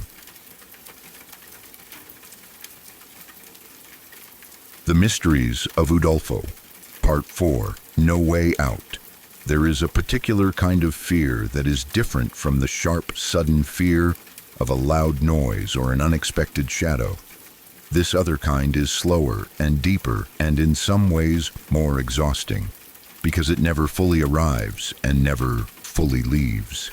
It just lives in you, low and constant, like a sound below the range of hearing that you feel in your chest, more than you hear in your ears. Emily had been living with this kind of fear for weeks now, and she had gotten used to it, the way you get used to a wound that has not healed. Not because it had stopped hurting, but because it had become familiar. Her aunt's situation had not improved. What Emily could learn of it through Annette and through the occasional message, passed carefully between them by the one servant who still seemed to feel some loyalty to them, was that Madame Montoni remained in the lower rooms and remained stubborn. Emily admired the stubbornness, though she knew it was making things more dangerous for both of them. Her aunt had always been a difficult woman, cold and vain and often unkind, and Emily had spent much of her life wishing her aunt were different. But now she found herself grateful for that same difficult nature, grateful for the stubbornness that had always frustrated her, because the stubbornness was the only thing standing between Montoni and what he wanted. Montoni had not spoken to Emily directly about any of it. He appeared at meals sometimes and was courteous in a way that was perfectly calibrated to leave nothing to object to, nothing you could point at and say, there, that is where he showed his real nature. He asked about her health. He commented on the weather in the valley. He looked at her with eyes that gave nothing back and said things that sounded like pleasantries and were something else. She answered him with the same careful courtesy and kept her face arranged into an expression that showed nothing she actually felt. And she found that she was becoming surprisingly good at this, at the management of what showed and what did not. It was a skill she had not known she had. Perhaps it was something that got stronger under pressure, like certain kinds of wood. She had also become more careful about where she went in the castle and when. The armed men that Montoni kept around him were not always threatening in obvious ways, but she had learned to read which ones were dangerous and which were simply following orders, and she had learned which corridors they used and when, and she planned her movements accordingly. She found certain hours in the morning when she could walk in parts of the castle without encountering anyone she did not want to encounter, and she used those hours deliberately, partly for the physical need of movement, and partly because movement felt like action, and action felt like not surrendering. She found in one of these morning walks a door she had not noticed before. It was small and set into an angle of a wall, the kind of door that is easy to miss because it is built into the architecture of the wall rather than added to it, the kind that has been there so long it has almost become part of the stone. She tried the latch. It was not locked. It opened onto a staircase, a narrow spiral of stone steps going down, lit only by what light came in through thin slits in the outer wall, the kind of window that was built for defense rather than for seeing out of arrow slits, they were called, and the light that came through them was thin and moved in stripes across the stone. She stood at the top of the stairs and listened and heard nothing below. And then she went down. The stairs went down 2 levels, maybe 3. It was hard to tell in the dimness. They brought her to a low corridor that was older than anything she had been in before, older even than the oldest parts of the castle she had seen. The stone rougher and darker and wetter with the damp that came up through mountain rock. The corridor went both ways. She chose a direction and walked carefully, one hand against the wall for guidance in the darkness. She found, at the end of it, a door. This one was locked. But what she found was not nothing, because what she found was a way down, a route through the castle that she had not known existed. And having a route she did not know about felt important even if she did not yet know how important. She memorized the way back and went back up the stairs and through the small door and walked calmly through the morning corridors as if she had only been taking the air. That night she thought about what she had found. She thought about escape. The word felt enormous in her mind, too large, too risky, too dependent on things she could not control. Even if she found a way out of the castle, she would be in the mountains with no money and no knowledge of the roads and no friends she could get to. She thought about Valancourt far away and felt the distance between them as a physical thing, like trying to breathe with something pressing on your chest. But she thought about it, about letting herself think about it, really think about it as a real possibility rather than an impossible fantasy, made her feel marginally more like herself, the self who planned, the self who looked for the way through. Meanwhile, the castle continued its slow revelation. There were more sounds. She had categorized them by now into types, The stone settling sounds that she was genuinely confident were stone settling, old buildings doing what old buildings do, the wind sounds that she was fairly confident were wind, though Udolpho's corridors created wind patterns that were stranger than anything she had experienced in a normal building. And then there was the third category, the sounds she could not comfortably assign to either of the first two, the ones that occurred in patterns that had a quality of intermittency to them that felt more like intention than like physics.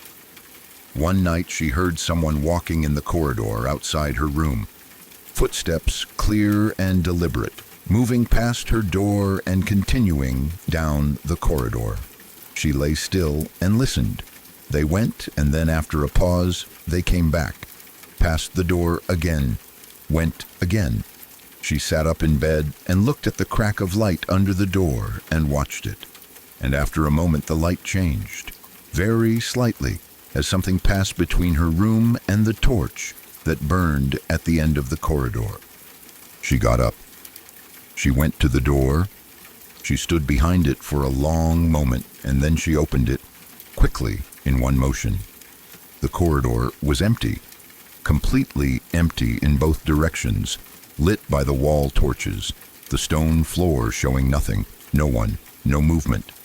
She stood in her doorway and looked at the empty corridor and listened to the silence and felt the very particular feeling of being certain you heard something and finding nothing, which is its own kind of frightening because it does not let you choose between relief and confirmation.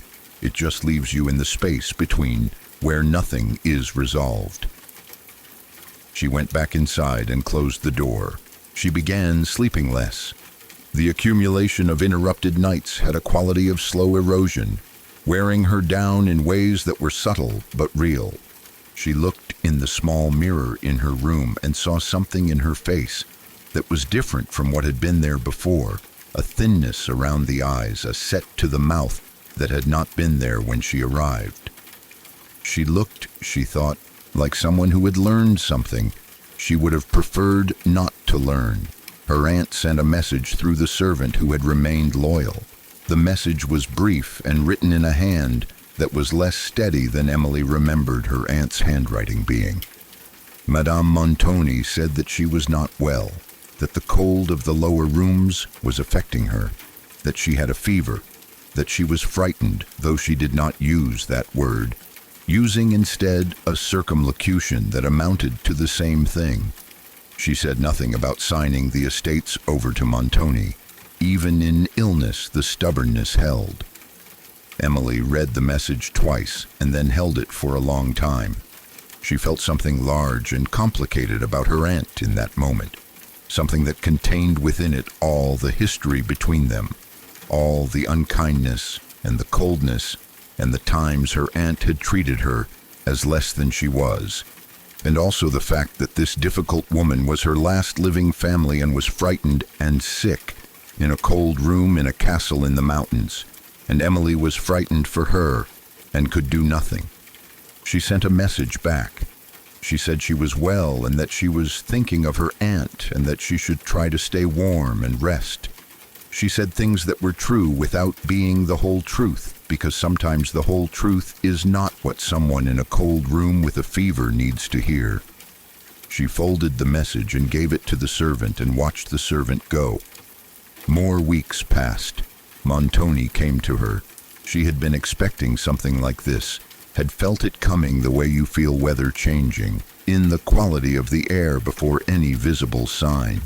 He came to her room one evening with perfect courtesy, asking if he might speak with her. She said yes, because what she would have said, if she had been free to say what she truly wanted, was not something that was available to her. He sat in the chair by her fire and looked at her with those eyes that received everything and gave nothing back, and he told her, with the same smooth courtesy with which he did everything, that her aunt had signed nothing and that he was growing impatient and that Emily might be in a position to help. He said this pleasantly. He said it as a man says something that he considers already decided, that he is merely informing the other person of, rather than discussing with them. He wanted Emily to encourage her aunt to sign, to visit her if he allowed it, and to be the voice of reason, to make Madame Montoni understand that resistance was pointless and that she should simply give him what he wanted. He framed it as though he were asking Emily to do something kind, to relieve her aunt of an unnecessary struggle, as though signing over everything she owned to a man who had married her under false pretenses was the generous and sensible option. Emily looked at him and thought very carefully about how to answer. She said that she would speak with her aunt. She said it without inflection, without either enthusiasm or refusal, in the same careful, neutral tone she had developed over these weeks of living in his castle. She said she would speak with her aunt, and she did not say what she would say.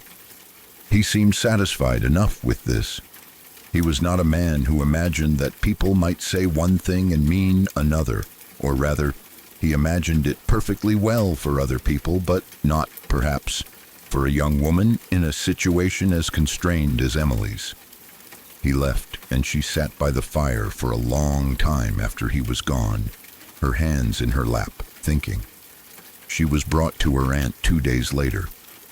2 of Montoni's men escorted her through the castle, down the stairs and through the corridors she had partially mapped from her own explorations, and then further down into the parts she had not been able to reach, and finally to a room that was low-ceilinged and cold and smelled of damp stone and something like illness. Her aunt was in the bed. She looked smaller than Emily remembered, or not smaller exactly, but diminished, the way very ill people look, as if the illness is slowly making them less than they were. Her face was flushed with fever and her eyes were too bright. She looked at Emily when she came in, and the expression on her face was one Emily had never seen her aunt wear before, or not quite, a stripped-down version of her face from which the habitual mask of control had been removed. They could not speak freely. The escort had stayed by the door, so they spoke in the language of people who must communicate under observation, saying one thing on the surface and another underneath. Emily held her aunt's hand and said what she was supposed to say, that she hoped she was resting, that the sooner this matter was resolved, the sooner she would be more comfortable, that perhaps she should think carefully about her situation. Her aunt listened and looked at her and understood. She said that she was thinking very carefully about her situation.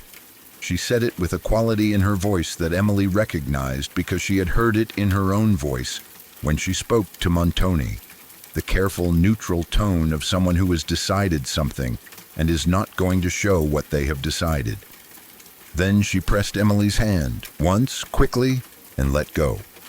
Emily was taken back to her own rooms. She sat down and thought about what her aunt had communicated without saying it, and what she herself had communicated without saying it, and she felt for the first time in a long time something that was almost close to a plan beginning to form. Not a complete plan, more like the beginning of one, the first few pieces of something that might eventually be whole. She needed more information. She needed to know the castle better. She needed to understand the patterns of Montoni's men, where they were and when. She needed to know if there was any way to send a message that would actually arrive where it was sent. She thought about the servant who had been loyal. She thought about the staircase she had found. She thought about everything she had observed and catalogued over these weeks, and she began to arrange it differently in her mind. Not as a collection of frightening things, but as a collection of useful things, things she could potentially use. Outside, the night had come again. The valley below was invisible in the dark, and the mountains above were invisible too, just presences felt rather than seen. The castle breathed around her, its old stone breathing, its old sounds filling the dark passages and the empty rooms and the spaces between things. She had been afraid of those sounds for so long. She was still afraid of them. But something was changing. Something in the fear was changing, not going away, but becoming something she could pick up and hold, rather than something that was simply happening to her. She picked it up. She held it. She thought. And in the room, her aunt was sick and stubborn and alive. And somewhere far away, in a France that felt like another world, Valancourt was still there, and she was still here, and the stone walls were thick, but they had a staircase in them that she had found, and somewhere there was a way through this. She just had to find it. She went to bed, and for the first time in many nights, she slept. There was a night, shortly after she had slept and felt the change in herself, when she heard a voice. Not through the walls, not the usual sounds of the castle, but a voice from outside, from the direction of the valley, coming in faint through the gap around the window. She had heard music from that direction before. This was different. This was someone singing very softly, the words almost too faint to catch. A song in French which surprised her, because the men Montoni kept around him were mostly Italian. She pressed her face close to the cold glass and listened. The voice was male and young, and it sang a few phrases of something she recognized, an old ballad from the south of France, a song she had known since childhood. Her heart did something in her chest that was almost painful. It sang 3 or 4 phrases and then stopped. She thought about it for the rest of the night and through the morning. A voice from the valley, singing in French, a song she knew. The possibilities were large, and she was careful not to let herself believe the largest one, because believing things without evidence was something her father had always warned against. And the habit of careful thinking did not leave her even when she desperately wanted to abandon it. But she thought about it. She let herself think about it carefully. She mentioned it to the loyal servant, not directly, not in a way that would make him think she was being reckless, but in a way that let him understand she had heard something from outside the castle and was interested in knowing if he knew anything about it. He looked at her carefully when she said this, and then he looked away and said he had heard that there were travelers sometimes in the lower valley, people moving through the mountain passes. He said it in a way that meant more than what he said. She thanked him and let the subject go, but she began to leave her window unlatched at night. Not open, not enough to let the cold in, but unlatched, so that if someone came close enough to throw something up, if a small object struck the glass, it would open rather than simply clicking against the lock. It was a small thing, a small preparation, a door left open in case something needed to come through it. She thought about her aunt more in those days, perhaps because she had more mental space now that the panic had settled into something more manageable. She thought about who Madame Cheron had actually been, what her life had actually been like, underneath the cold and the vanity and the difficulty. She had been a woman in a world that was not designed for women to have much of anything on their own terms. She had had money and she had held on to it, and that had ultimately cost her. But the holding on had also been the thing she had that was entirely her own. The one place where she had said, "This is mine and I will not give it away." Emily thought she understood that better now than she had before.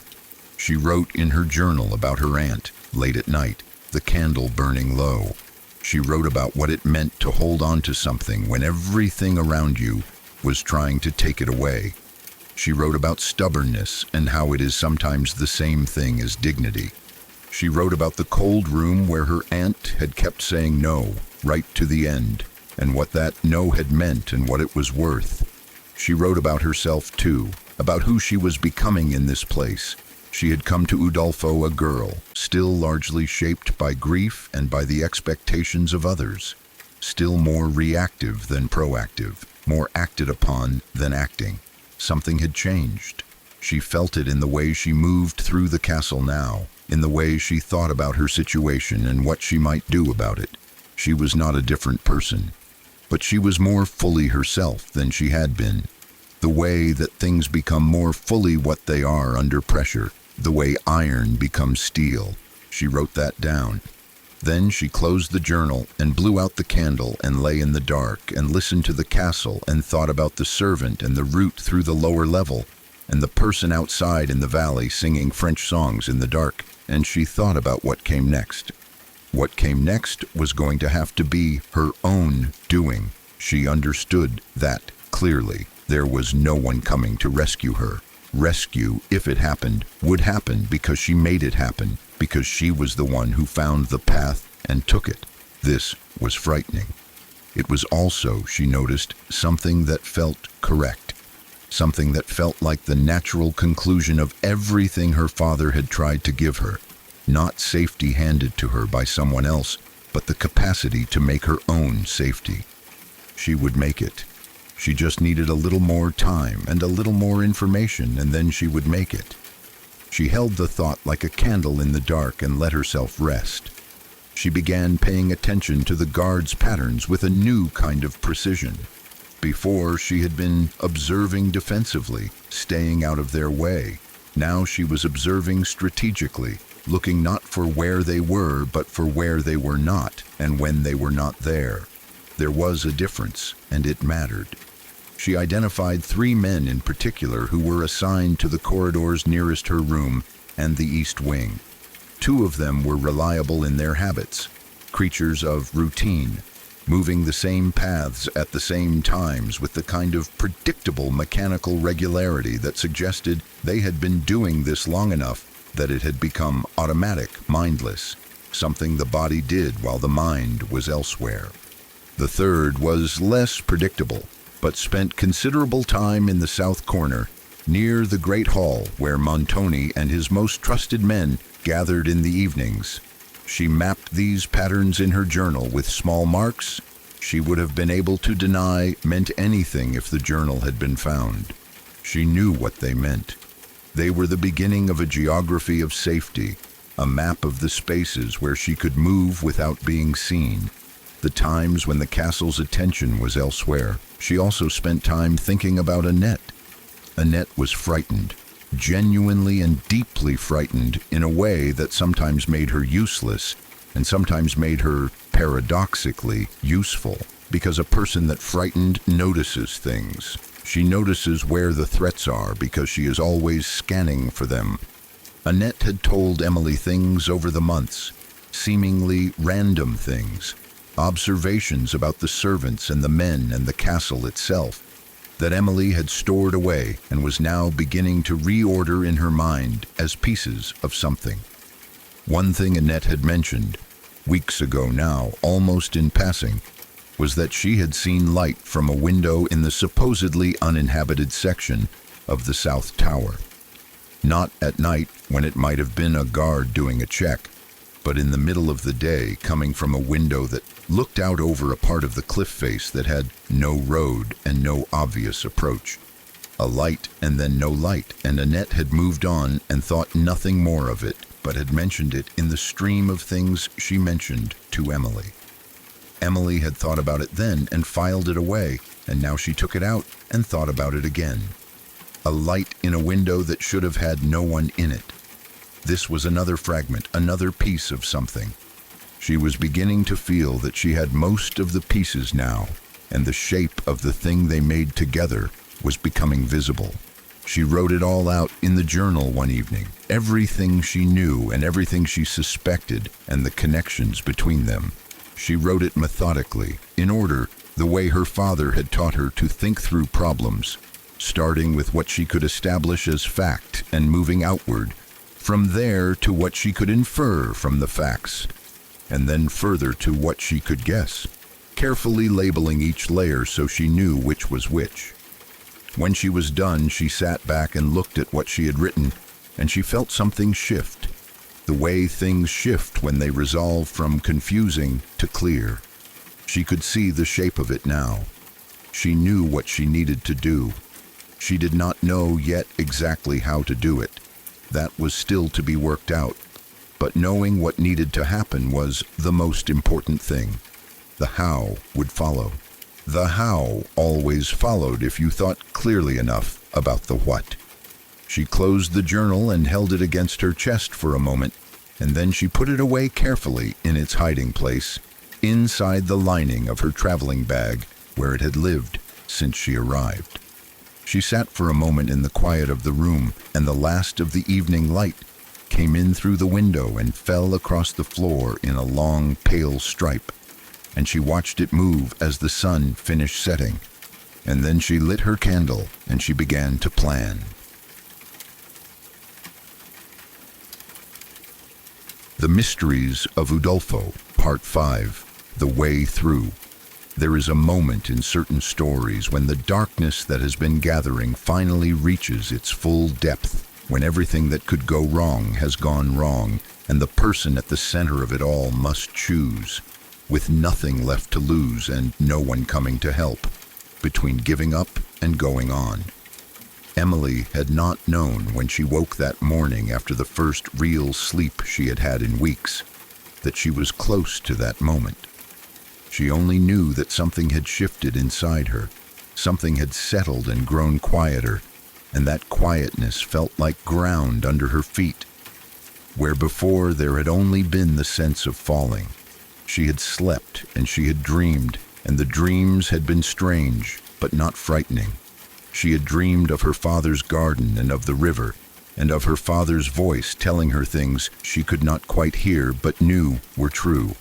She woke in the gray early light of the tower room and lay still for a moment, listening to the castle, and the sounds it made seemed different in that moment, less like threats and more like just the sounds of an old place being old, stone being stone, wind being wind. She got up and dressed and began. The first thing was information. She needed to know more about what Montoni was doing and why, because knowledge of what you are up against is not the same as power over it, but it is closer to power than ignorance is. She used the hours of the morning, the safe hours she had identified, to move through the castle more systematically than she had before. She paid attention to doors that were used frequently, to where the men gathered and where they did not, to the parts of the castle that were busy and the parts that were left alone. She learned that there was significant activity in a part of the castle she had barely entered before, the older southern section where the walls were thickest and the windows smallest. Men went in and out of it at irregular intervals. Whatever Montoni's business was, part of it was happening there. She also discovered something else, something more useful, in a more immediate way. There was another prisoner. She found this out through Annette, who had found it out through another servant, who had seen something through a doorway and been told immediately by one of Montoni's men to go away and forget what they had seen.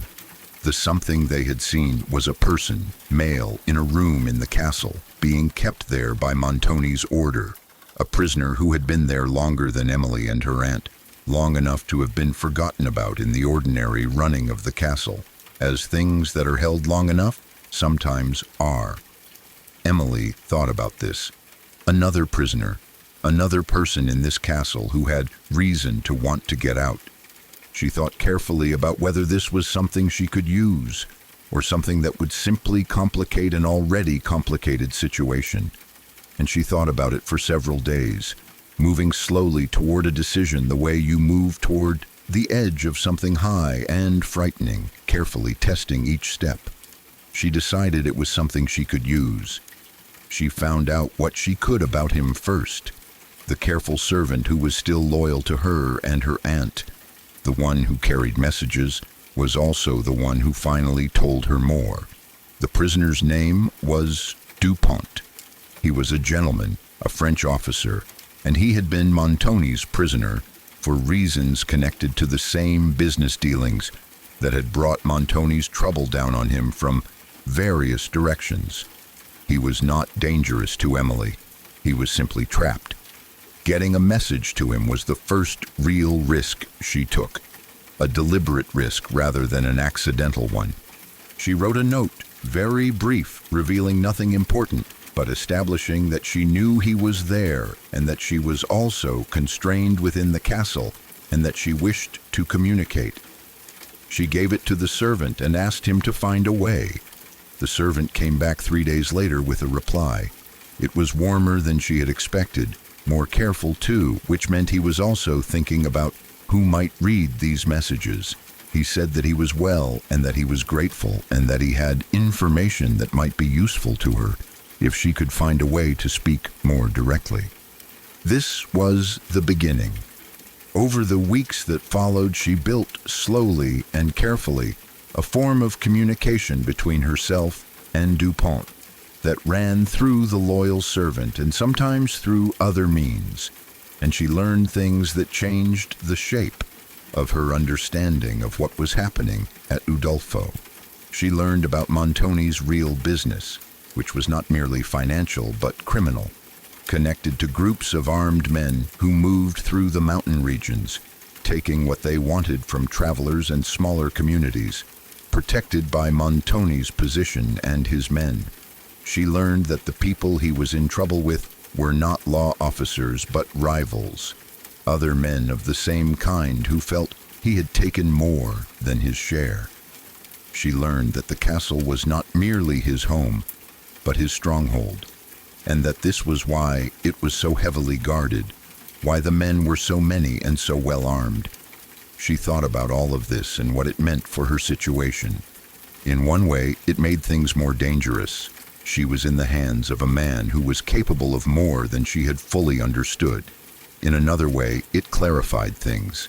It gave her something specific and real to think about, rather than the vague, formless danger she had been living with. And then her aunt died. It happened without warning, or rather with all the warning that an illness provides, and that people choose not to read because reading it requires accepting what is coming. Madame Montoni had been sick for weeks, getting slowly worse, and then one morning she was gone. Emily heard it from Annette, who woke her with the news and was crying, because Annette cried easily and genuinely. And Emily sat in her bed and received the news and felt it move through her in a slow, terrible wave. She had not loved her aunt, not in the simple way you love someone who has been kind to you. Their relationship had been too complicated for that, too layered with unkindness and obligation, and the specific difficulty of being dependent on someone who did not particularly want a dependent. But she had been her aunt, the last family, the last connection to her father and to home. And she had been sick and frightened and stubborn, and she had not given in, and now she was gone. Emily sat very still and let herself feel it, because her father had always said that the things you refuse to feel do not go away. They just wait for you in a dark place and grow larger. She let herself feel it, and she cried, not the polite crying of a person who is performing grief, but the real kind, the kind that takes hold of you and will not be managed. And Annette sat with her and did not say anything useful but was present, and that was enough. When the feeling receded enough to allow thinking, she thought about what her aunt's death meant in practical terms. Montoni had not gotten what he wanted. Her aunt had not signed. That meant the estates that Montoni wanted were still not his by legal right. It also meant that Emily was now more clearly alone in the castle, without even the limited protection of her aunt's presence in the same building. She found out in the days after her aunt's death something that changed everything. Through Dupont and through the loyal servant and through a combination of inference and careful listening, she discovered that the estates her aunt had refused to sign over were not only her aunt's. There was a portion of them that had originally belonged to Emily's father, and that meant, with her aunt now gone, that portion might legally belong to Emily. This was information Montoni did not seem to have fully understood, or if he understood it as a tool he could use against her, which was how he eventually came to use it. He came to her as she had known he would, and he spoke to her pleasantly and asked her to sign certain papers. He was still smooth, still controlled, but there was something harder under it now, less patience, less willingness to maintain the pretense indefinitely. She told him she would consider it. She said it in the neutral tone she had perfected Over months of practice, she gave him nothing. He came back. He pressed harder, the pleasantness beginning to show edges beneath the surface. She was unmoved. Not because she was not afraid. She was afraid. Her hands were shaking inside her sleeves where he could not see them, but because she had understood something that her father had been trying to tell her all her life, that fear is not the same as weakness. Fear is just information. What you do with it, that is the thing that matters. She told him no, not in so many words, but she told him no. He was not accustomed to no. She could see it in the very small changes to his face, the barely perceptible tightening around the eyes. He left. She sat in her room and let herself shake now that he was gone. Properly shake, letting the fear move through her body and out, the way her father had said, feel it and then let it go. That night, Dupont sent a message that contained something she had been hoping for and had not let herself count on. There was a man in the mountains who could be reached, a man connected to people who might be in a position to help, people who had reasons of their own to want Montoni's operation disrupted. The message was careful and somewhat coded, but the meaning was clear. There might be a way out. The plan that formed was not elegant. Most real plans are not. It depended on multiple people doing things at the right time and the servant being trusted to do his part, and on a night when Montoni's men were likely to be distracted by something else, and getting that last part right depended partly on timing and partly on luck, which Emily had learned to accept as a component in any real plan. You cannot remove luck from human situations. You can prepare as well as you can and then let luck be what it is. They chose a night when reports had come into the castle of some movement in the mountains to the south, something connected to Montoni's rivals, and she could hear through the walls of the castle the unusual activity, men moving, voices raised, the particular controlled chaos of a military household preparing for something. It was exactly the kind of distraction she needed. She took almost nothing. The things she valued most, the letters from Valancourt, a portrait of her father, were small and could be carried in the pocket of her cloak. She left the rest. Things are things. She had learned that much. She went through the small door and down the narrow stairs and through the low corridor she had mapped in her mind until she knew it as well as she had ever known the rooms of her father's house.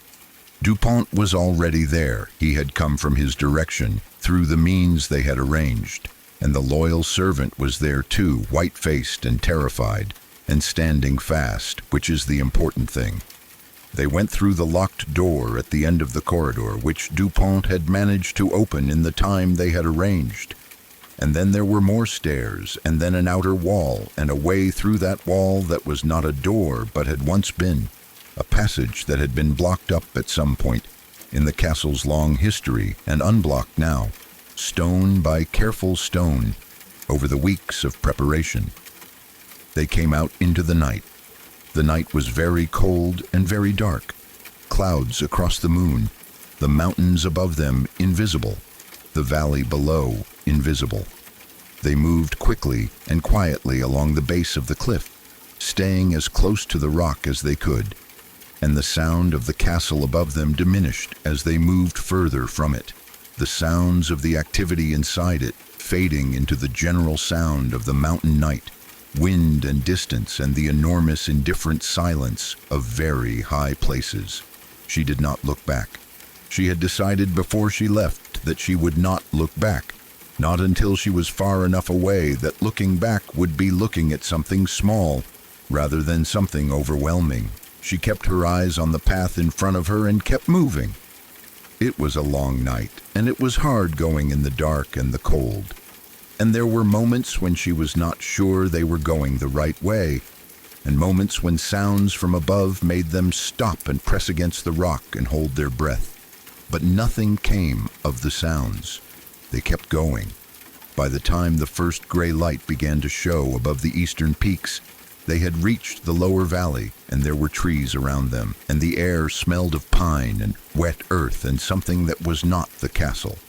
And Emily stopped for a moment and breathed it in and felt the first loosening of something that had been tight for so long she had forgotten it had not always been there. There were people who met them, as had been arranged, and there were horses, and there was a road that led eventually toward France, toward people and towns and the familiar world that had been so far away for so long. Emily sat on a horse in the early morning light and looked back once at the mountains she was leaving behind. She could not see the castle from where she was. The mountains were simply mountains, large and dark, and already beginning to catch the first of the morning sun at their highest points. She turned back to the road. She kept going. It took a long time to get home. There were complications. There always are. Delays and difficulties and the slow work of arranging things from a distance. But there was also Valancourt, who came as soon as he could, and the sight of him was the sight of everything she had been holding on to for all those months inside the castle, and she let herself feel that too, fully and without management. The castle of Udolpho was eventually dealt with, Montoni's operations undone, his power broken by the forces that had been moving against him from multiple directions, his story ending the way the stories of men like him most often end, in a kind of emptiness, stripped of what they accumulated by the means they chose. Emily did not see it happen. She did not need to. She went back to France. She found that the estates that had belonged to her father, the ones that had been part of the complicated legal tangle with Montoni, were hers. She had a home again. She had the river and the trees, and the smell of the garden in the morning, and the long, peaceful evenings she had loved since she was a child. She sat in her father's chair in her father's study, which was her study now, and she looked around at the room that smelled faintly of him still, and she thought about what had happened, and what she had learned, and what she had become, through the process of learning it. She was not the same person who had left this house. She was quieter in some ways and steadier in others. She was less surprised by the darkness of the world, which sounds like a loss but is not entirely one. When you stop being surprised by darkness, you have more energy left over for finding light. Her father had been right. The strength had been there. She had not felt it at first, not when he told her about it, not in the first terrible weeks of grief, and then the weeks at Toulouse, and then Venice, and then the castle. She had felt instead the fear and the loneliness, and the relentless presence of a world that was much less arranged for her comfort than she had perhaps assumed it was. But the strength had been there, underneath, waiting, as he had said it would be. She thought about the castle sometimes. She thought about the black veil and what was behind it, and the way the truth of it had been both more ordinary and somehow more sad than the fear of it had been. She thought about the sounds in the walls, and the shadow in the corner, and the music through the stone, and she thought that some of those things probably had ordinary explanations, and some of them she would never know the explanation for. And she found that she could hold that uncertainty without it becoming unbearable. Not knowing the full truth of a thing is not the same as being broken by it. You can walk forward not knowing. People do it all the time. Valancourt came. He was the same as she had remembered him through all those months when the memory of him had been one of the small lights she had held on to. They sat in the garden in the evening and talked the way people talk when they have been separated by more than just distance, and have come back to each other with more than they left with. She looked at him and thought that he had changed too, that the time had done something to him that had not diminished him, but had added something, had given him a quality of having been tested and having held. They were married in the spring. The garden was full of the sound of birds, and the smell of the flowers her father had planted, and the light was the particular soft gold of early spring evenings that she had loved her entire life, and that she had dreamed of, in the castle, in the dark, cold tower room, with the wind outside and the valley black below and the sounds in the walls, and the fear that was always there, low and constant, like a sound below hearing. She was home. She was safe. The fear was gone, not entirely gone. You do not go through what she had gone through and come out with everything exactly as it was before. Some things leave marks. Some experiences become part of the structure of a person, rather than just something that happened to them. She knew this. She did not wish it otherwise. The marks were hers. The structure was hers. The strength that had been there all along was hers, fully understood now, fully felt, not just a thing her father had told her about, but a thing she knew from the inside because she had had to use it. She looked at the garden in the evening light, and she breathed. There are places in the world where the stones are old and the walls are thick and the corridors go on longer than seems right in the dark, where sounds travel in ways that have no clean explanation and shadows collect in corners, and the fear that comes to you in those places is real and deep and does not let go easily. The world has such places. Emily knew this now in a way she had not known it before. She knew it not as a fear, but as a fact. And facts, unlike fears, can be lived with. She breathed the spring air and listened to the birds and felt Valancourt's hand in hers, and the river moved past the garden the way it always had, patient and clear and steady, and the evening came down gently over everything and covered it with something that was not darkness but the soft and comfortable dark of a place that is safe, the dark of being home, the dark of everything being finally, at long last, still, the end. The thing about surviving something, she thought, in the weeks and months after she came home, is that it does not end when the danger ends. The body and the mind carry what happened to them, and the carrying is part of the experience, as real and as lasting as the events themselves. She would wake sometimes in the night, in her own room, in her own house, the familiar room with the familiar window looking out on the familiar garden, and for a moment before she was fully awake, she would not know where she was. She would feel the weight of the castle around her, and she would hear its sounds in the silence of her own room, and her heart would move too fast. Then she would wake all the way and know where she was, and the fear would pass, leaving behind it something she could not quite name. Not sadness exactly, not quite relief, a complex thing that was both at once and something else besides. She learned to wait for it to pass and then to go back to sleep. She learned that this was something that would happen less often over time, and she was right. It did happen less often, though it never stopped entirely.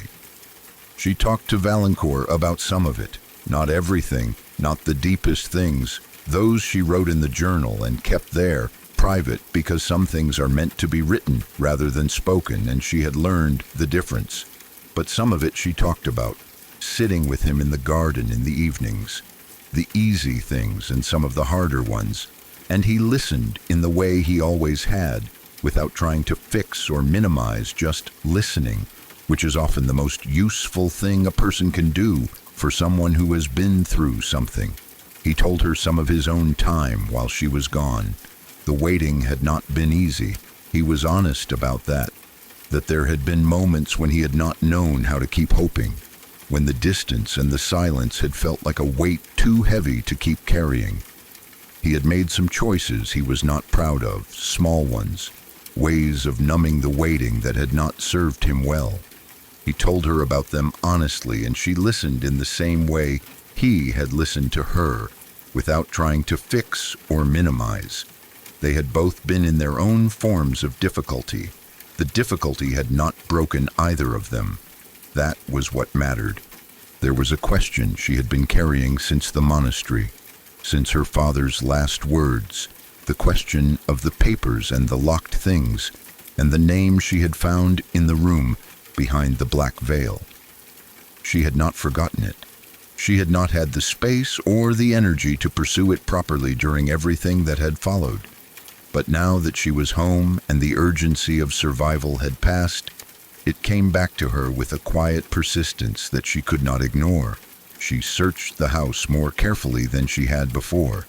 She spent several days going through every locked drawer and cabinet and hidden corner of her father's study, and she found, at last, in a compartment she had not noticed in the base of his oldest bookcase, a small box. The box was locked, but she found the key eventually, in a small envelope tucked inside the cover of one of his books, and she opened it, and inside there were papers. She sat down with the papers and read them slowly and carefully, and what she found in them was a story, her family's story, parts of it she had not known, and parts that connected to the pieces she had found in the castle, behind the veil, in the locked room, the connection to the woman whose name she had read, the connection to Udolpho itself, to the original owner of the castle before it had passed to Montoni, to secrets kept across generations, to things that had been hidden because the truth of them was inconvenient for powerful people, and the people who were not powerful enough to insist on the truth being told had simply been silenced. She read it all. She understood at the end of the reading a great deal that she had not understood before. She understood her father's urgency in those last hours, and his grief that went beyond the ordinary grief of dying. She understood some things about her own life and her own history that changed the shape of it, added dimension and darkness, and also, in a strange way, light. Because the truth has that quality, even when it is difficult, it is also a kind of light.